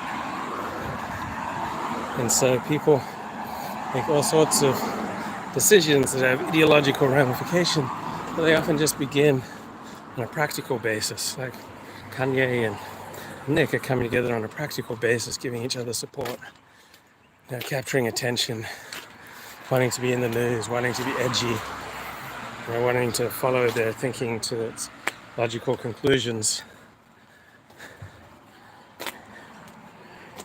And so one thing leads to another, just as one mitzvah leads to another mitzvah, so one avera, one sin, leads to another sin.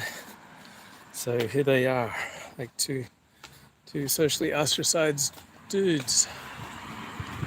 Okay, Bay Gardens. Very nice.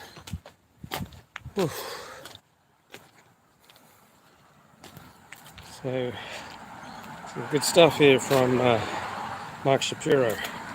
Type of Judaism where you have don't really need to observe the mitzvot. But in the other Jew vote, it seems like it's more underhand. It's more interested in undermining traditional practice. Reform is not interested in undermining traditional practices for the sake of undermining. That's like a nihilistic perspective. So I'm not sure where. And wait till next class I show you where Shaul Berlin ends up. So let me answer the questions. Noah says anything with a gazayit of bread is a suda. Well, you might say anything with a gazayit of bread is a suda. My question is, a slice of bread. What about, can you have a suda without a gazayit of bread? That is, suda means a gazayit of bread meal. Makes it a suda, but does a suda need to have a gazayit of bread? That's my question, and there's nothing left of Mishnah by Torah. So that was my question. I'll tell you who it was. It was Rabbi Abadi. I asked, and he said that he doesn't know. So I guess that's also good. You want poskim who sometimes say they don't know. Most of the guys, they always have the answer to everything. So at least to be honest and say I don't know, that's that I think says something. So you can answer local posek, do you need to have bread? And if he says yes, you need to have bread on Purim, ask him why. What's the basis? Traditionally, a meal isn't considered a meal in Judaism unless you eat bread. And you need to have basar? I think Hadassah says Zosh, the Jews of Sing Song by Ron Aaron. So you mean Sing Sing should be, I guess. And Tough Jews by Rich Cohen and the Prison Minion. Yeah, there's the Jews I'm speaking about, though. Don't worry about so much about Minion, but I mean the gangsters. But you're right. There's a lot of books, but these are just the ones that. And Jenna Jocelyn, she's like a real historian, not just interested in good stories. But Sugarman's book, he's spoken at all the Chabads around the country, and he's a character. His son is this is all. It's not secret. If you live in Boca, you know his son's one of the big rabbis down there. And look, I grew up with him, and I mean, he's a character. Go to one of his videos online and see what I mean. Danny says that Bratislavas also suffer graves as supposed Cohen allowable space in spite of the roof overhang. Yes, that was before I said it. Yes, they built it with a fortune, and you go there, and the Cohen can come in and stand up there, and it's an architectural wonder. The story of how those graves were saved when everything else was destroyed, we'll tell it this summer. Where exactly in Halacha is permission for women to wear tefillin in private? I printed out the page because I don't have the Sfarim, but it's Hilchos Tefillin. It's easy to find. I'm looking at it here. It's my number put it out. I put down the story. Put it out. Okay, put it out. By the way, in last class, I misspoke. I said he sold thousands of copies. I meant to say he sold 1 million. They say 1 million. There's no safer in history that's ever sold that much. It was like 10 years ago. They had a big party because they sold 500,000. They use it, I'm told, in all the Israeli schools. There's never been anything like this in terms of sales for a living author. Shmir Shabbos Melchasa sold a lot. Seven, but this is unheard of. And they're trying to destroy him now.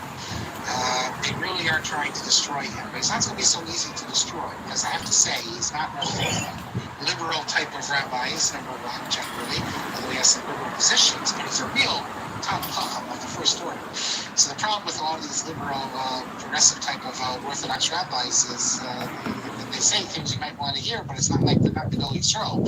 He's in the religious Zionist world. I mean, he's one of the Gedol Yisrael. So,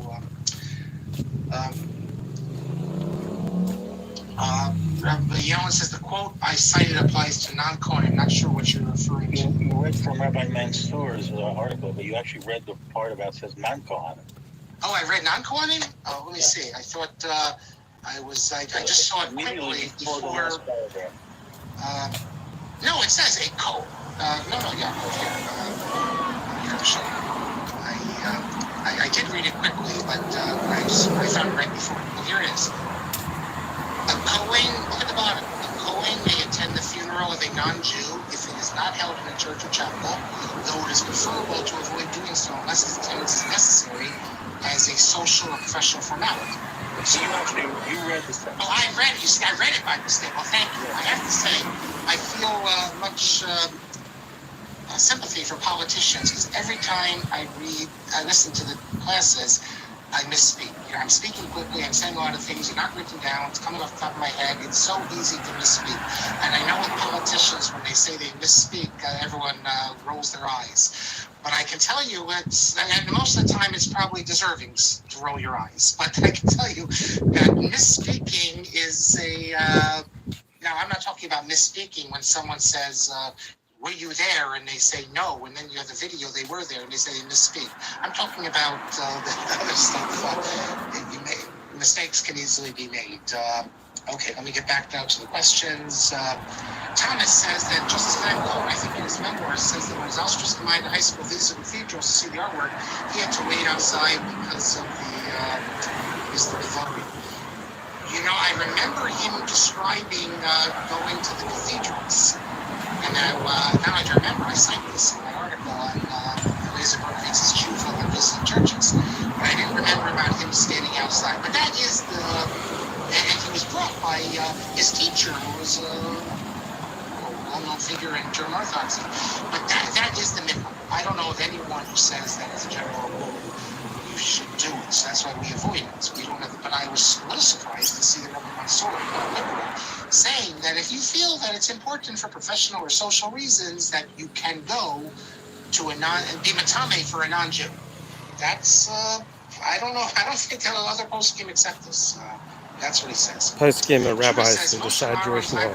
Was because the kids were descendants, while with Berlin it's ancestry. The issue was I wasn't talking about Busha. I was saying that sometimes you could have great forefathers, and we see what happens to the descendants, and we don't think it reflects poorly, or usually don't think it reflects poorly. These things happen, especially in the 18th century. If you know everyone, all the great heretics were descended from Rabbanim, basically, or well-known religious Jews, because everyone was religious. So, but that's what the Steiger says. I guess that's what people believe the Zohar is a forgery, but believe the Zohar was written by Rashbi. Well, yeah, all the Rabbanim know about the Psamim Rosh think it's a forgery, but they also believe Zohar is written by Rashbi. And then that's the standard view. The standard rabbinic view is that Psamim Rosh is a forgery. This Rabbi Amar is an outlier, publishing his book saying that it's not. And the standard rabbinic view is that the Zohar is written by Rashbi. Absolutely. Mel says Reb David Katz did a biography of Rishmo with Modna a couple of weeks ago. I've only listened to a few of Rabbi David Katz's talks. I highly encourage everyone not to, not to do it during this times, but he doesn't conflict with us. I don't think it's a problem. I don't consider it competition. We each do our own thing, and I've already mentioned his wonderful dissertation on Yehuda. So thank you for that, Mel. Many people believe that the Zohar was written by Rashi, even though they know the separation of the forgery. The two are totally unrelated. Yes, Mel hit it on the nail on the head. iPad says the idea is to be surprised that a non-Orthodox rabbi person considered proud of being Jewish, a supporter of the land of Israel, etc. is what I find surprising. Yes, that is true. Kelvin cites Tefillin. Just go on through this quickly. Hyman says that Professor Chaim Soloveitchik in his book on wine, he actually has 2 volumes on wine. One is called Dana, traces development of Kabbalaitos' enter to get Hagnat from Gentile wine, thereby allowing Jewish lenders to actually foreclose on Stam Yena to their debts, which to its logical conclusion would actually permit drinking Stam Yena, obviously the line of Tom Shelton. Yes, and as Chaim Soloveitchik has made, pointed also Yaakov Katz, the Rishonim could have easily, Tosfos, gotten rid of the issue of Stam Yena. They did all sorts of other things, which, based on less sources, but the term that Professor Katz uses is ritual instinct. There was the idea that you would drink non-Jewish wine was so tied up with the church, idolatry, and all these things, even if technically the real issue was, even if you could also cite the issue of intermarriage, but there was such a ritual instinct that they never could be brought to do that, even though they can come up with all sorts of other things. What they did is when they needed, for example, trade, business, that they could find all sorts of red tape for wine, and wine was a necessity. Do you know how much wine they drank? That was the main sort. That was the main thing they drank was wine. The amount of wine they drank. Chaim has in his book, he has some of the figures they give. They drank at breakfast, lunch, and dinner because the water was dangerous, and it was a huge imposition and difficulty not to drink this, and yet because of the ritual instinct that this was connected to idolatry, even though heterim were available, they wanted to go that direction. They did not go. What I discussed in Changing the Immutable is that a couple hundred years afterwards, this starts to break down. We know that in Moravia and in Italy, otherwise religious Jews were drinking non-Jewish wine, and none other than Ramah, Moshe Isserles, justifies it. Now, the way he justifies it is the exact same way it could have been justified by the Balei Tosfos, but they didn't. And the Ramah, he's not saying you should, but he doesn't want to consider these people sinners. Incidentally, I did a podcast. There's a guy, Drew Kaplan, Rabbi Drew Kaplan. He has a whole podcast. Probably has 100 episodes now, all on Jewish wine and Jewish drinking. I don't drink wine, I don't drink liquor. But he has a whole thing on that. So we did a whole session, you can find it on the Ramaz Tshuva. But you can read about it. You can, if you're into kosher wine and liquor, you can listen to it. Mishnah tells us we study with Jacobs. So the iPad says people are complex. Doesn't Rama Marai rush? I know how he is highly skilled. I'm not sure what you mean, because Rambam doesn't rely on rush, that's for sure. Thank you, Hyman. So privately pointed out, yes, for some reason I was thinking in my mind, I was thinking nibble with a base. So we have lots of examples of this. So anyway, you're probably wondering, what the hell does this Mark Shapiro lecture have to do with the news? And, the bigger point is that people are complex, situations are more complex. People react differently in different situations. All right. You don't want to overreact, just calling them all, anti-Semitim, right? People are more than their labels. And just as there are non-Jews with negative feelings about Jews, there are plenty of Jews with negative feelings about non-Jews. So different groups often have different interests. And some people we think are primarily motivated by ideology. No, they're primarily motivated by social media, getting clicks, getting attention, getting articles written about them. Not all that appears to be so is so. So Mark Shapiro was talking about famous forgeries produced by an Orthodox rabbi. Right? So a lot of the news is fake, it's forgery. What may look like an alliance of dark powers, not necessarily so. Right? You simply can't sustain as a public figure, as a famous person in America. You can't sustain consistently an anti-Jewish attitude. You'll be crushed. And Jews are in a pretty safe, secure position in America today. So I don't think Kanye and Nick Fuentes are going to start leading some anti-Jewish pogrom.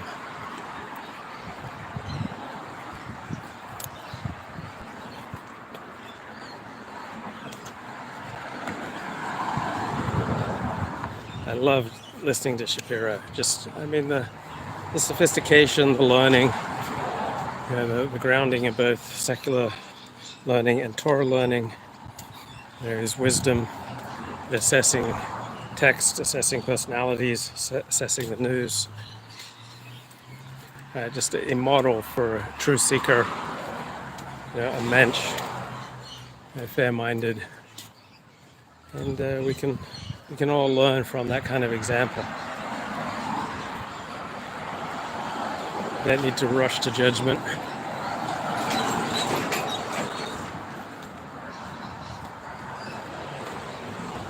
And that'll do it for today.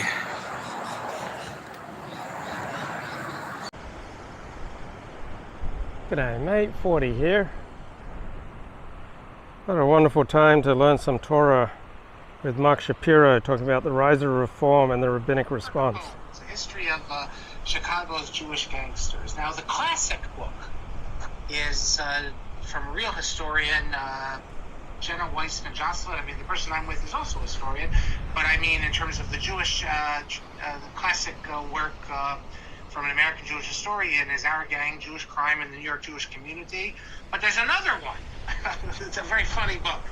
By someone that I've known almost my entire life, and that's Myron Sugarman. Now, the Chronicles of the Last Jewish Gangster, from Meyer to Myron. If you want to be entertained, you can read it. You can watch the videos online. You can even watch it, believe it or not, in the rabbis of Boca Raton just 2 weeks ago. Interviewed him, and they had to say a few times in the video that we don't condone being a gangster, but it shows you that there's this this fascination that we Jews have with the people who didn't go the straight and narrow. We all know about the Talmid Chachamim and everything like that, but the gangster. Okay, so I'm a functionalist and a structuralist. I'm all about power of structure and function. Like, why do we have organized crime? Because it meets needs that are not being met by wider society. It can provide protection. It provides strong in-group identity. It provides a way to navigate around legal structures. It's particularly powerful for immigrants, right, who find the new world confusing, where there's a lack of enforcement, right? Then organized crime can step in and make the rules, right? So why did organized crime flourish after the fall of the Soviet Union? Because it met fundamental needs, right? Civil society had fallen apart. Like, why do we have rumors? And we have rumors because the official information is not adequate to our emotional needs. Right? We need more than the official story. And so we turn to rumors to try to speculate. If the official news doesn't make sense, then we need some way of trying to make sense of the world around us. And that's also a function of organized crime. It's a way to try to help make sense of the world around us. Especially the gangsters who were proud Jews, who helped the new state of Israel, before the state of Israel, and fought with Nazis and all sorts of things. So that's anyone interested in... So what's more important, your principles or your interests? Right? There's not a definitive answer. Sometimes principles are more important. Sometimes interests are more important. But if you have gangsters who are members of your in-group and they're doing powerful, important things for your in-group, then you have all sorts of incentives to, overlook their gangster behavior. Right? Sometimes there are problems in life, but a gangster is best equipped to handle them. So your principals may not care for their methods, but your practical needs may be best met by gangsters.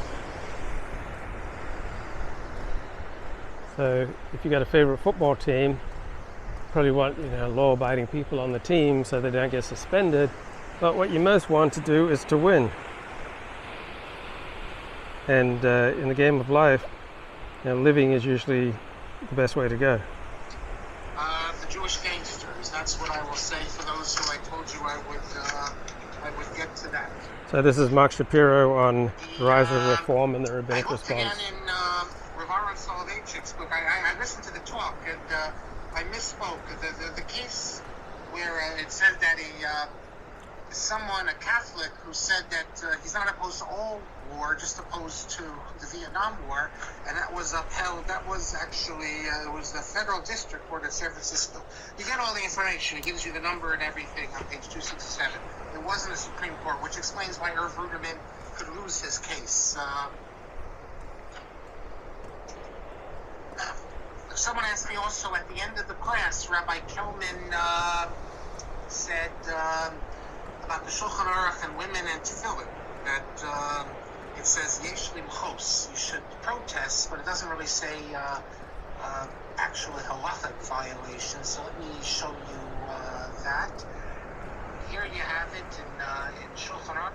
So the tefillin are talked about in the Torah, the leather boxes with verses from the Torah in them. And you wrap them on your Jewish man, you wrap them on your left arm if you're right-handed, and put one around your head with a little box on your forehead. So traditionally, Judaism holds different roles for men and for women. A lot more commandments demanded of men than for women, because it's expected that women will be busy taking care of the kids. And if you don't hold special roles for men, they will tend to drop out of religion. Right? Men don't like competing with women. So we're at the Maroubra State Park. That's where we're at right now. There's a firing range near here. Don't think they're shooting right now. If you look at Sif Gimel, it says Nashim Vavadi B'Turim Mitfilin. Mish Humitzah Seshes Mangrama. It's a day-time thing. So women are putter. But look at the Ramah. If the women want to do it, we rebuke them. We tell them not to do it. I will add, however, and I don't know, today he's a little controversial, I'm not sure. Rabbi Eliezer Mohammed, though, in his Pnei Halacha, you can look at it, and he says that if a woman comes and she asks us that she wants to wear tefillin, she wants to raise herself in mitzvos, we tell her not. But if she continues to want to do it, she wants to do it privately, he says there's ish that she can rely on this, and if she wants to do it privately. So I have a friend who grew up an Orthodox Jew. He was dating, went on a date, took his tefillin bag, so it's called a tefillin date, and spent the night with the woman.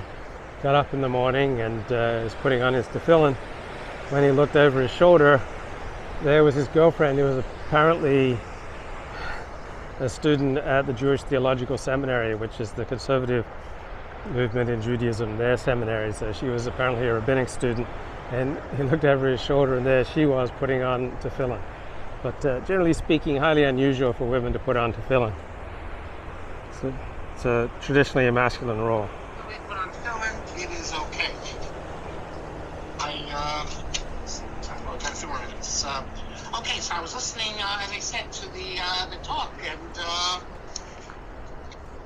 the class last week, and someone asked me, we speak about catacombs and in Rome, Jewish catacombs and non-Jewish, and someone said, well, can a Kohen go down into the the famous ones, the big tours.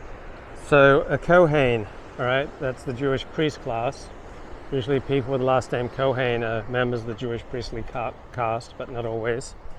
They are forbidden to attend to to go to a cemetery because they're expected to maintain their focus on the living rather than the dead. And so there are places where a Kohen can't go, such as a cemetery. And I hesitated for like a second, and then I said no. And I'll tell you why I hesitated. I think I realized that I was listening to the class. And by the way, there's two things in particular, two times that this comes to play on our trips. One is when we go to Morocco. One of the places we go to is the tomb of the kings. It's a sight to behold. And then there's something else. So I've spent thousands and thousands of hours listening to Mark Shapiro lectures. He's a scholar who got a PhD from Harvard. He also got his rabbinic certificate. He's a modern Orthodox rabbi. He specializes in modern Jewish thought. He's published excellent books such on Jewish theology, Changing the Immutable, on how Judaism rewrites its history.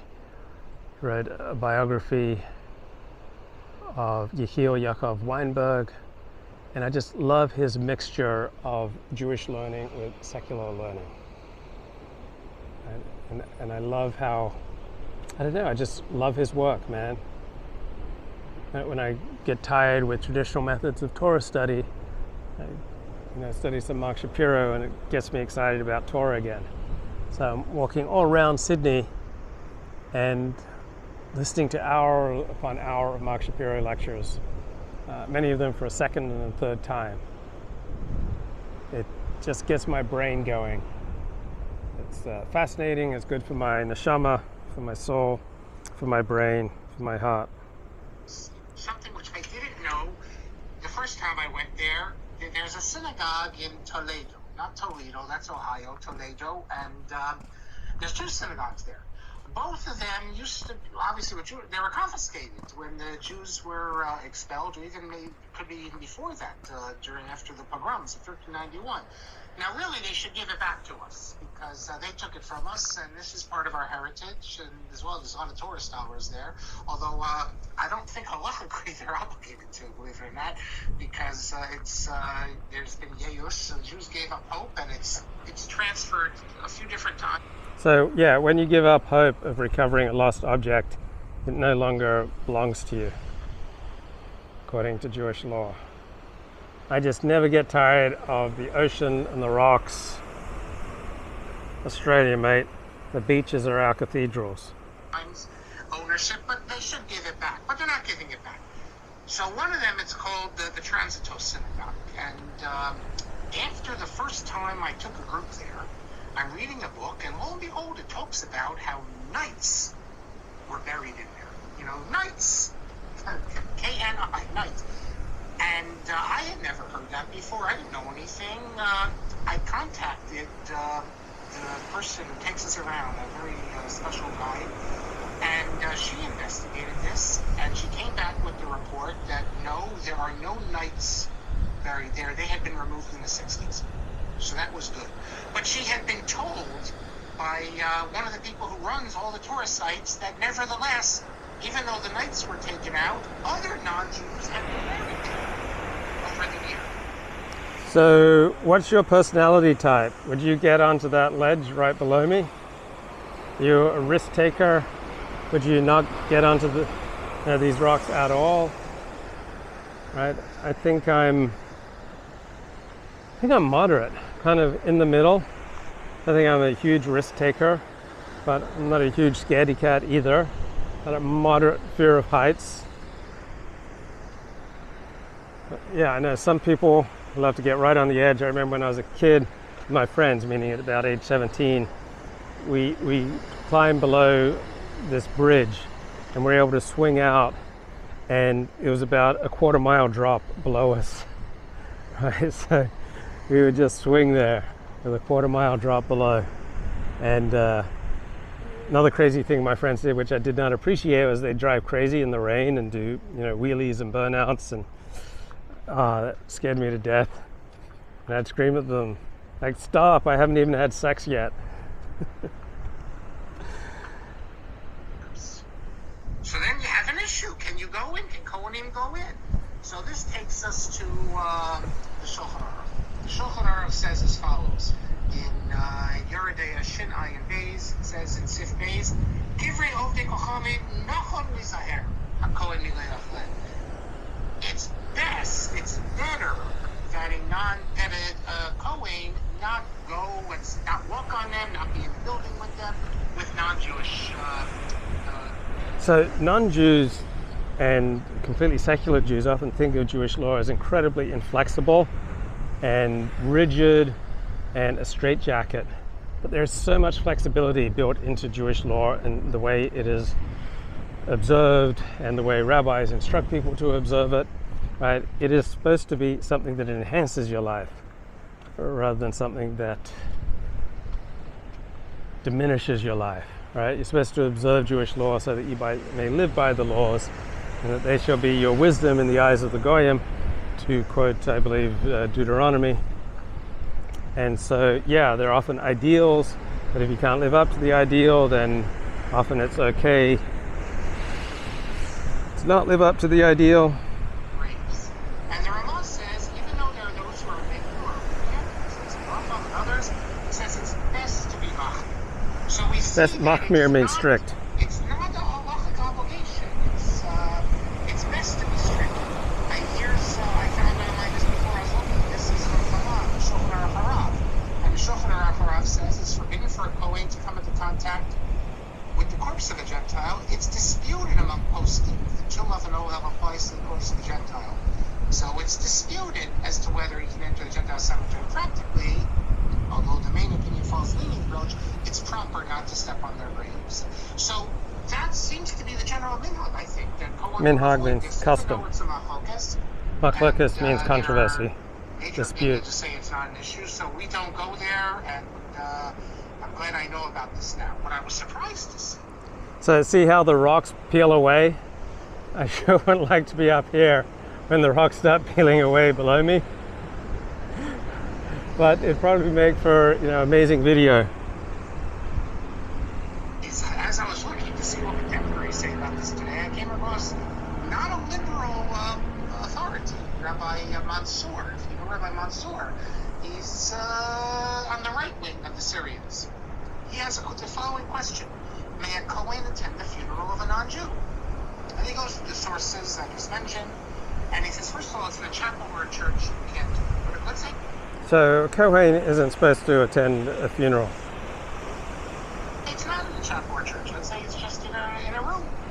And he says as follows. He says that the Shulchan Aruch technically follows the lenient ruling, and therefore he concludes, quote, there is no prohibition at all for non-Kohanim to attend the funeral of a non-Jew funeral. Because he says that if it's preferable not to do so, but you feel it's necessary as a social or professional formality. It's a good friend of yours or something, and the family would expect it or look bad if it's in a funeral parlor. He says that you can go.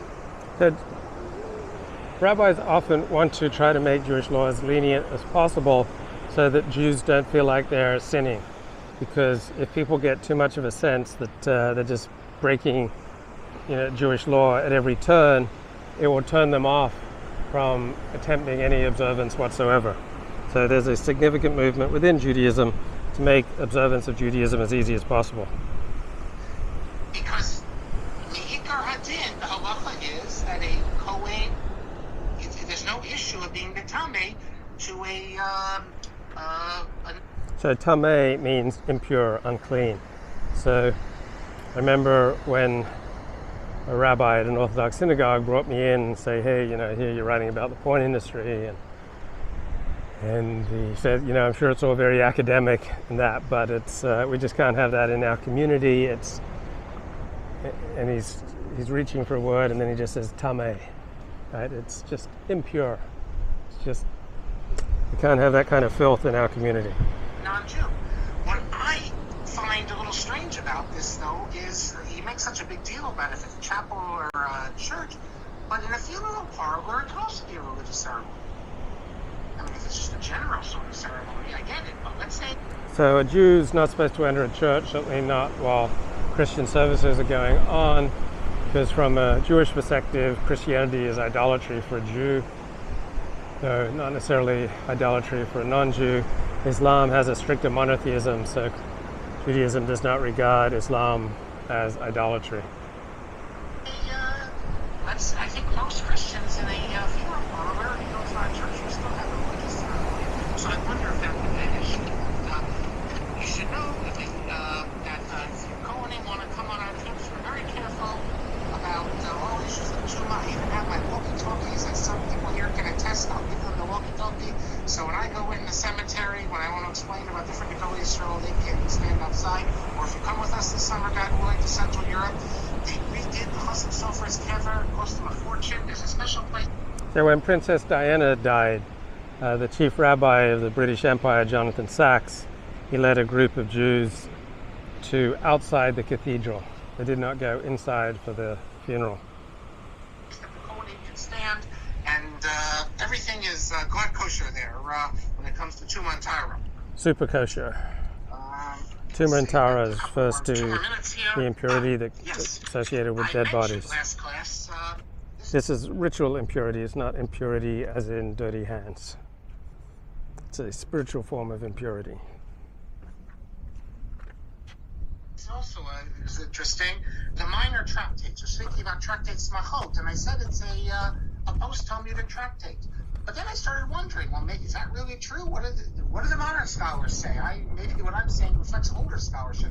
So I pulled out the Encyclopedia Judaica, which itself is not the most modern. We're talking almost 50 years old, and it does say some scholars assign these tractates to the end of the Gaonic period, but recent scholarship favors a much earlier date. And so the Encyclopedia Judaica was produced about 50 years ago. It's largely a work of secular academic Jewish scholarship. It's not a religious document.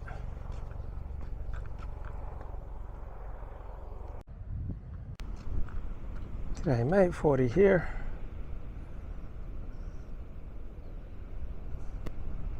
What a wonderful time to learn some Torah from Mark Shapiro here.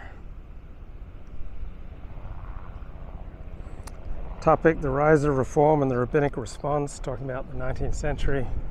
This is talk number 3.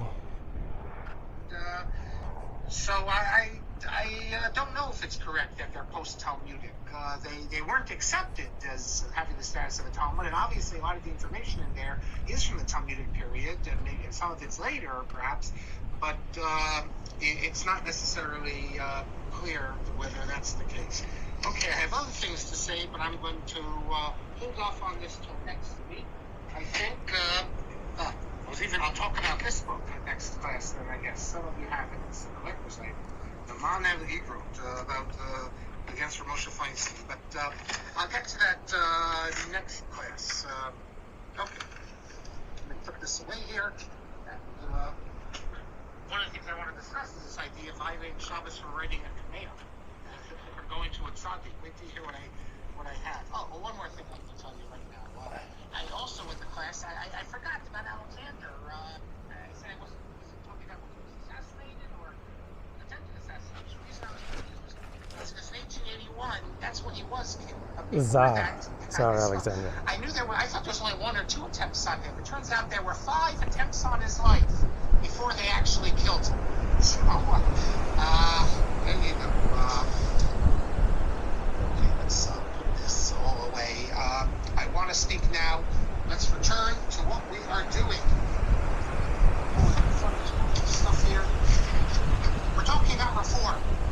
We're going to move forward in that. At the end of last class, in the comments, someone asked about, well, what about all the things that reform, that Orthodox Jews do, that you can call that reforms as well? Right, every group reforms just over this time. week on Rabbi Slifkin's website, he even had a post on this. 5 dangerous reforms in Orthodox Judaism. I think I would put these as reforms as well.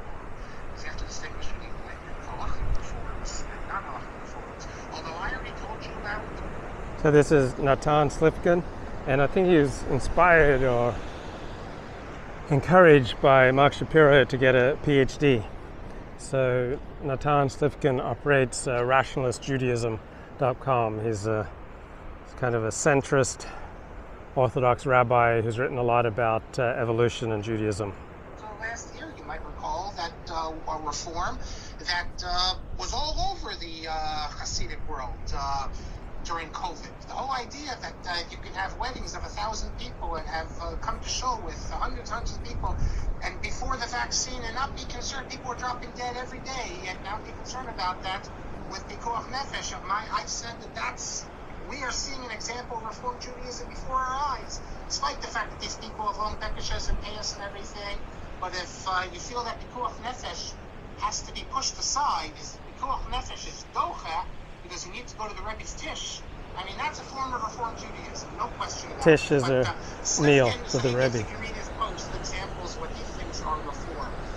But it is a good point that we do have reforms of small R's and big R's, and that's going to be one of the issues. What's going to define a real reform, the problematic reform, versus a reform with a small R? So it comes down to, do you want to remain in the community? Right? If you want to evolve out of the community, then you can make all the reforms you want. If you want to reform within the community, you have to make alliances with people. You have to get on the same page with people. Right? You have to submerge your ego. You have to build friendships. You have to listen, compromise.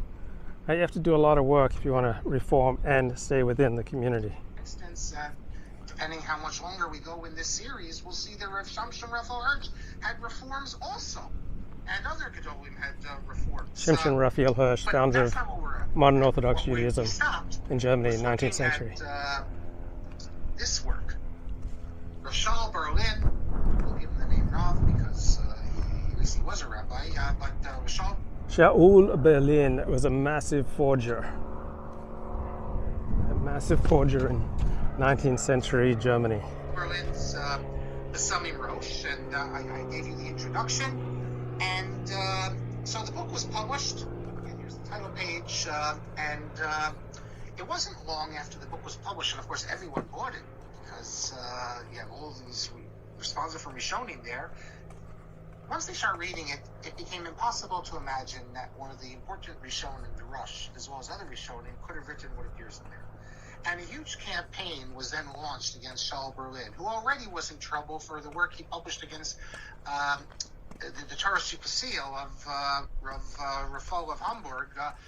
So all the rabbis started going up against Shaul Berlin that this could not be true, this had to be a forgery. I don't think they assumed that it was all forgery. They assumed he forged certain tshuvot, and the only one left standing for him was his father. The Chasam Sofer termed the book Kizvei HaRush.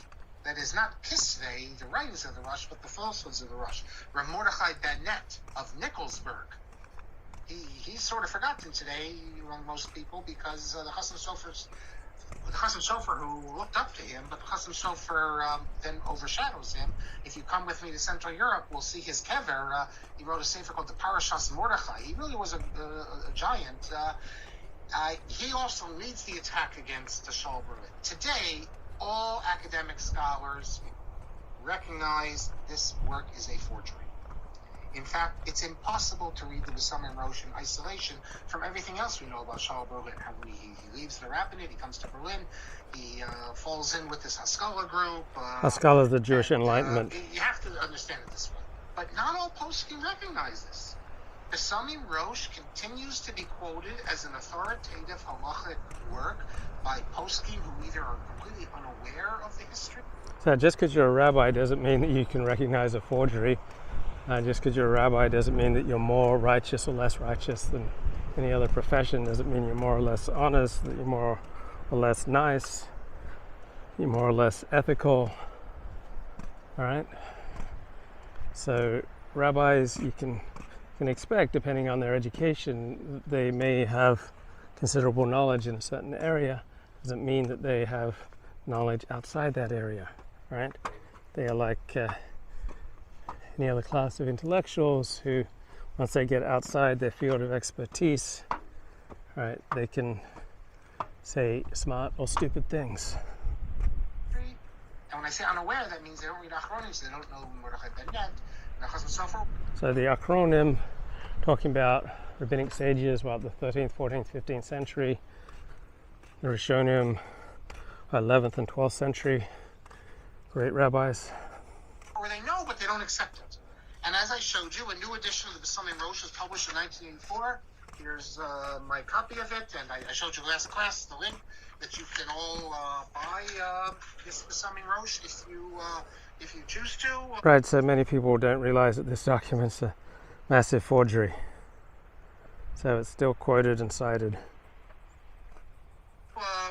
It's at Mizrahi Books, and the editor of this, who is a fine Talmud Chacham, his name is Reuven Amar, he has a whole essay explaining why Shaul Berlin was one of the Gedolei Yisrael.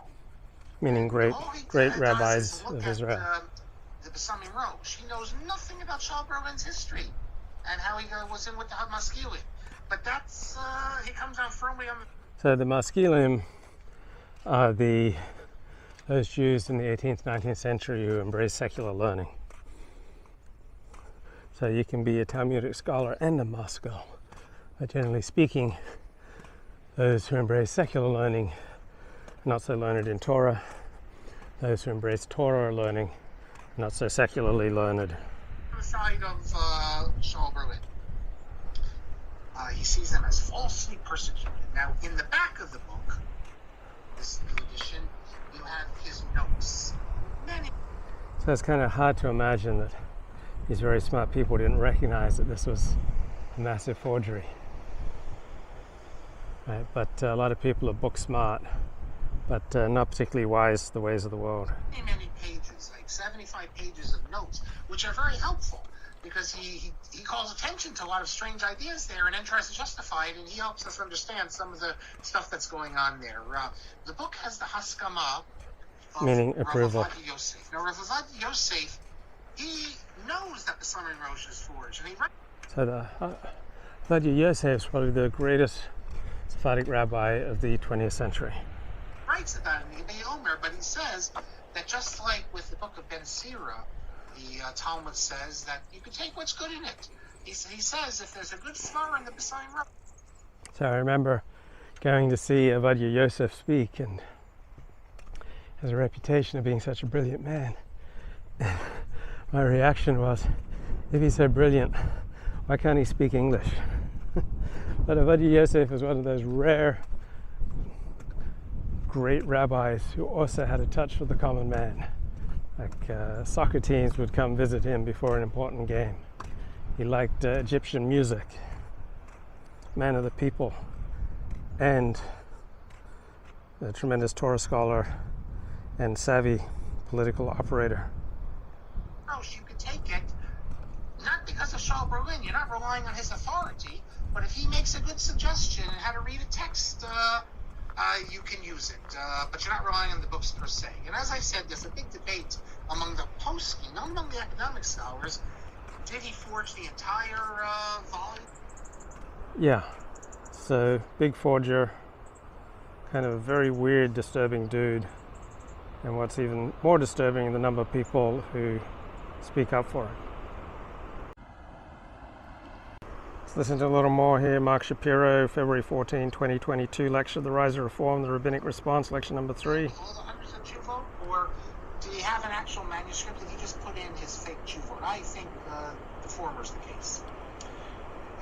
The Stipler, in other words, I think that all the Tshuvot, most of them are just run-of-the-mill, not problematic, are done to provide cover. Now, the Stipler, very important figure, the Stipler of Yaakov Yisrael Kanievsky, the father of Chaim Kanievsky, he was approached by someone who wanted to write a history, and I mentioned this in Changing the Immutable. He was approached by someone who wanted to write a history of the Haskalah movement.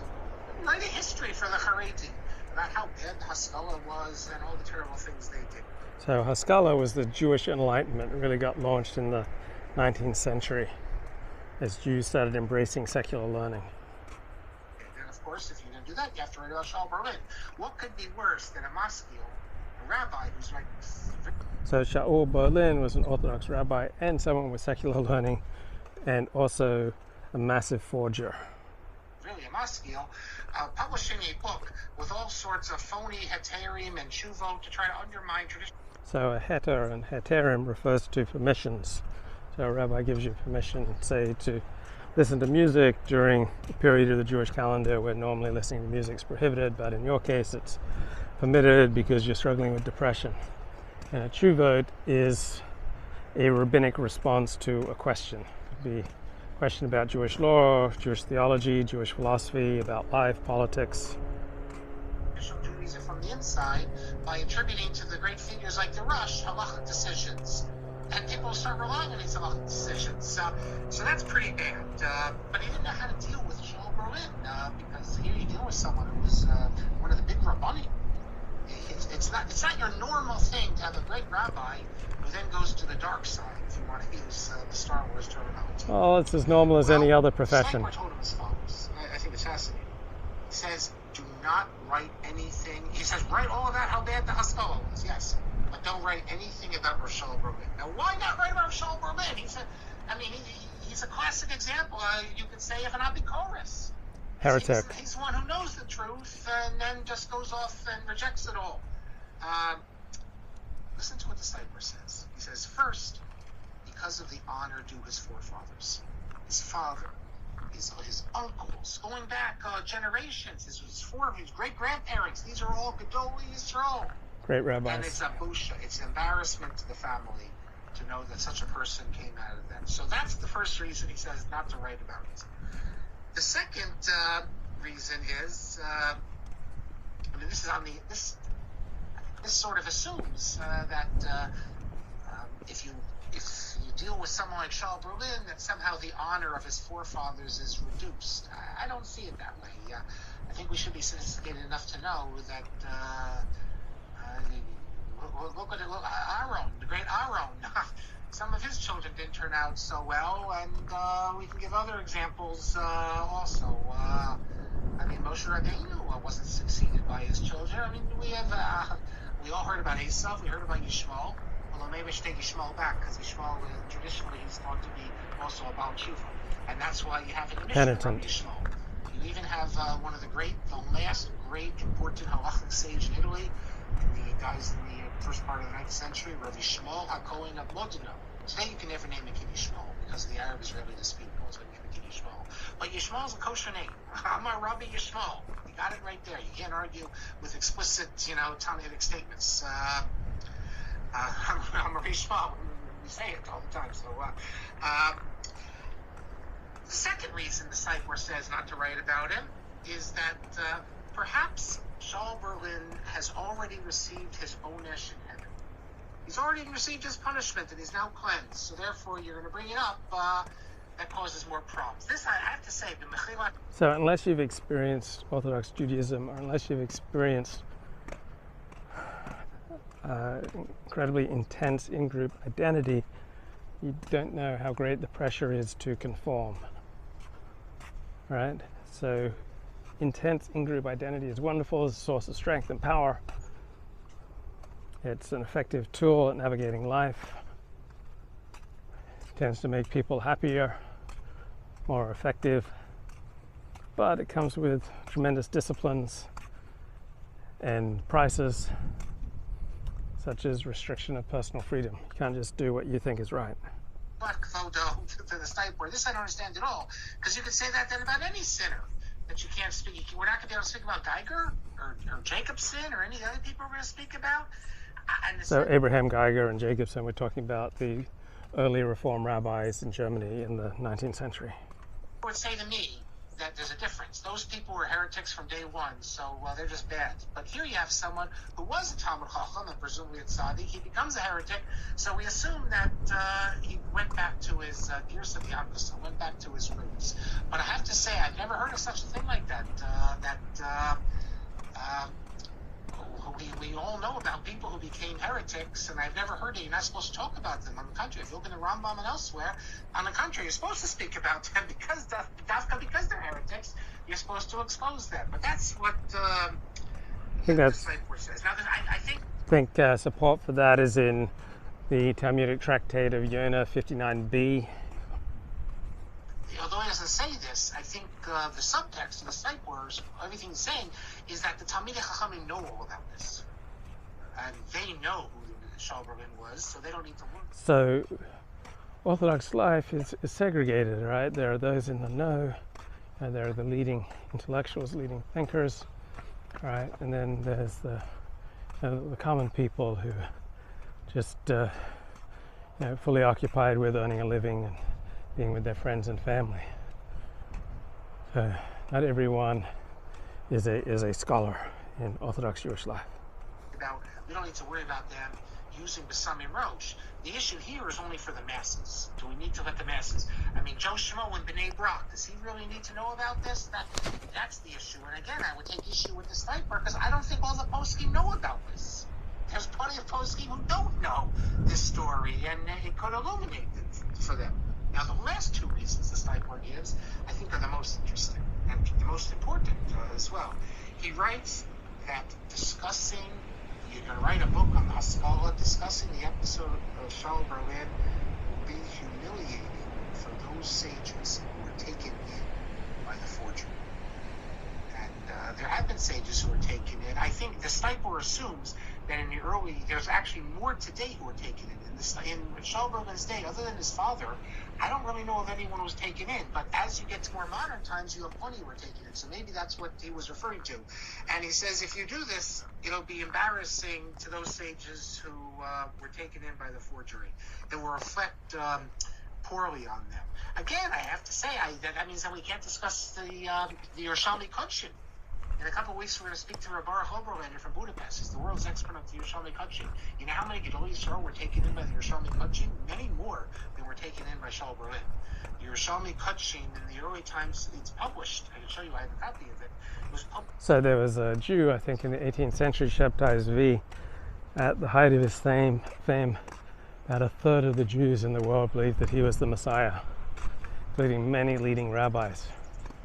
And then Shabtai Zvi ends up converting to Islam. Pushed by the Hagos of the Marsham, the great Marsham, Hosek Acharon, they called him, and also Shlomo Buber, the great academic scholar, and many. The Chafetz Chaim was taken in. The Chafetz Chaim starts wearing tefillin Rabbeinu Tam because of the Yerushalmi Kudshin. But then he gives, and the final reason the slaver gives, is that, and this I find fascinating, the faith of the simple people, certain people, we should use the simple people, will be weakened if they see that a great Torah scholar could become a heretic.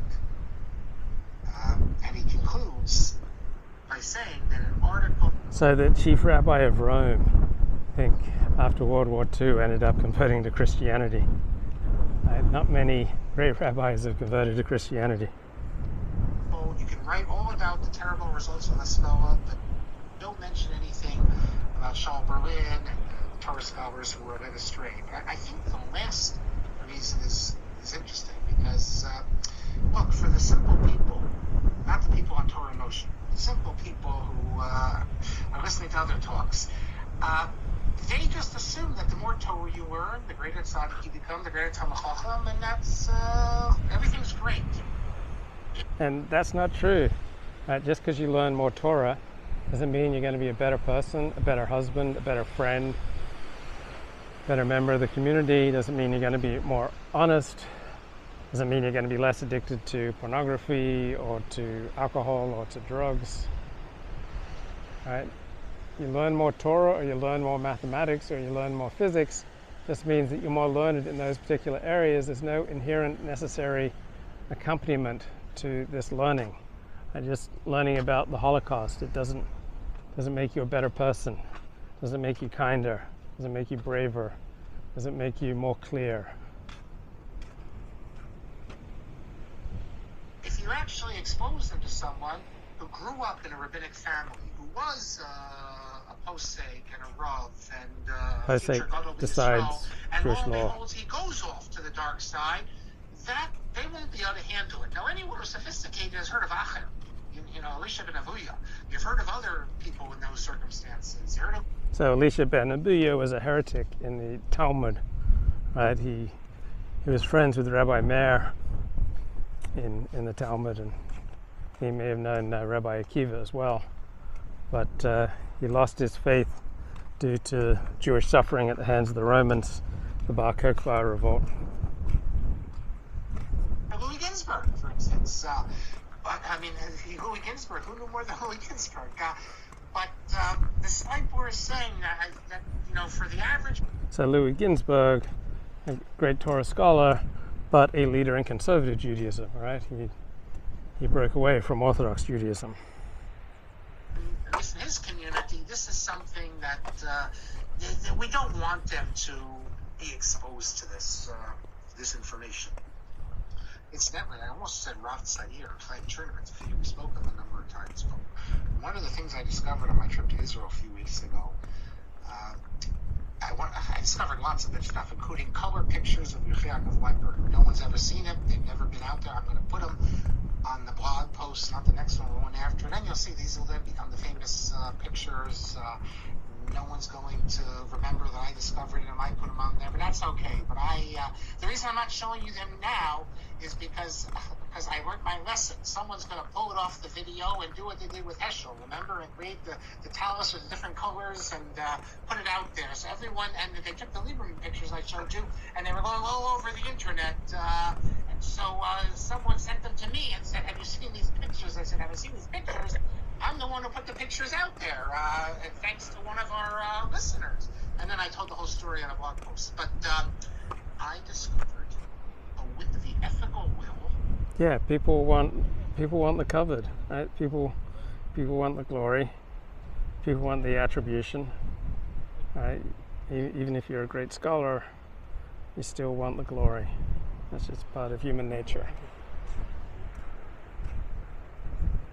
Of Chaim Chernovitz, believe it or not, Rav Sair, when he was still in Berlin, but even then he had left Odessa, and everyone assumed already he was no longer among the pious ones. And it's such a religious document to his family. He's going in for an operation, and he says to them, "I might not come out of this operation, so I want you to remember, you know, always to be proud of your Judaism, and be aware that the most important thing is not material pursuits, but spiritual pursuits, and keep Eretz Yisrael close to you." He was a big Zioni. So what an ethical will. There's a whole genre of ethical wills. I'm not going to reveal where I discovered this, because I don't want, again, all these people are going to go and take it out from under me. But it's a great, great document. People are going to love this document when I publish this, because it shows you the piety of Rav Sair. Now, some cynic is going to say, "Well, what do you expect? He's going under the knife. He's having an operation, so now he's focused on these things." Okay, it could be. But, you know, Shlomo Pinnis, in Zev Harvey's memoir of Shlomo's eulogy article on Shlomo Pinnis, the translator of Moreh Nevuchim, and he was a complete atheist, but a great scholar. So the Moreh Nevuchim is Maimonides' work on Jewish philosophy. Tells how even in the hospital at his last days, when the nurse was there in the Jerusalem hospital, and when Pinnis made some comment, I guess, and she said, "Even now, like even when you're on death's door, you know, this is your attitude." So the nurses apparently were very impressed by my father's behavior and his attitude in his final days. My father went into hospice with about 2 or 3 weeks left to live. Obviously, he was very weak. My father and I, we made our peace, exchanging emails, and he was about to turn 90, so he did turn 90 before he died. But according to the stories I heard, his pure, spiritual, holy self shone through all the pain and the suffering, and it was very easy to deal with. He had a positive mental attitude. He knew that he was dying.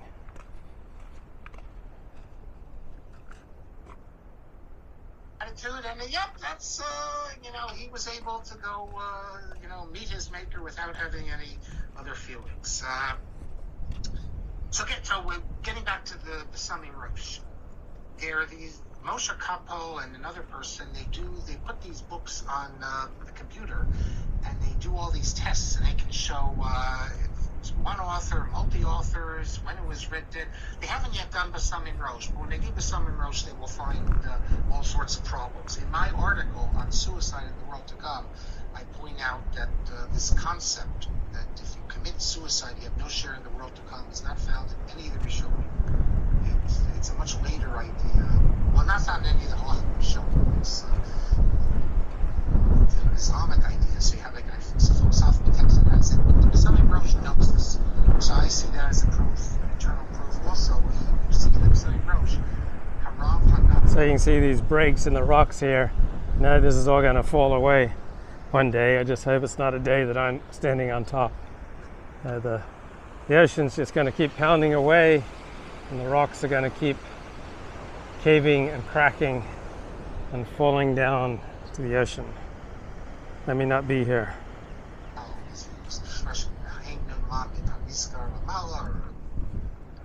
Other versions of that, that is not found, I believe, until the Maharil. This is not my proof. Someone else said this. So there's all sorts of examples, but we don't need these technical things. I want to show you a couple of Shuvot now. When you ask yourself. So this looks like we're on the moon, doesn't it? Aside from the whole ocean thing. It's impossible in the Rush or any Rishon for that matter could have said these things, and this is what the Mordechai Ben Nat and Nachas Sofer and so many others went crazy about. Now, what I'm going to try to show in my article is that I found all sorts of little tidbits scattered. The forgers always like to leave little things, and I think I've identified some tidbits as well. But before looking at some of the Tshuvot, which I believe, and not just I believe, but are reformist Tshuvot argumentation. I think it's not only, and this is important, changing the immutable. I haven't seen other people manage this example, but I think it's quite significant.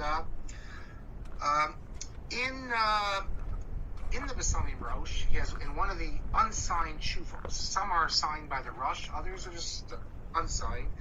It states that Rabbeinu Tam, the great Rabbeinu Tam, declared that the scholars of his day, we're talking in France now, medieval France, should assemble in order to void the prohibition on non-Jewish wine. Why? Since Rabbeinu Tam, in quotes from Rabbeinu Tam, says that the wine that the non-Jews use is no longer connected to idolatrous ceremonies. That's a bit of a problematic statement, because what about the Eucharist? But okay, so I guess you're supposed to assume that Rabbeinu Tam doesn't see it as idolatrous. So here you have the Rush, not the Rush, it's unsigned. The Besamim Rosh telling you that Rabbeinu Tam said that all the Rabbanim should come together and void the prohibition on non-Jewish wine because it's no longer used for idolatrous ceremonies. The respondent continues that Rabbeinu Tam was convinced to shelve this idea, to reject this idea. Why? Because Rabbi Shimon, whoever this Rabbi Shimon is, pointed out to him that in the future, the wine could once again be used for idolatrous ceremonies. So, on the surface, there's nothing radical with this response, because Rabbeinu Tam has this crazy idea, but he's convinced it's a mistake. So in the end, Rabbeinu Tam says, you're right, I retract it, and the conclusion of the tshuva is non-Jewish wine, usher. So you can say, well, that's a conservative tshuva, that's a traditional tshuva. But really, because the basic idea that the prohibition could be voided has been raised, and it's raised in the mouth of none other than Rabbeinu Tam.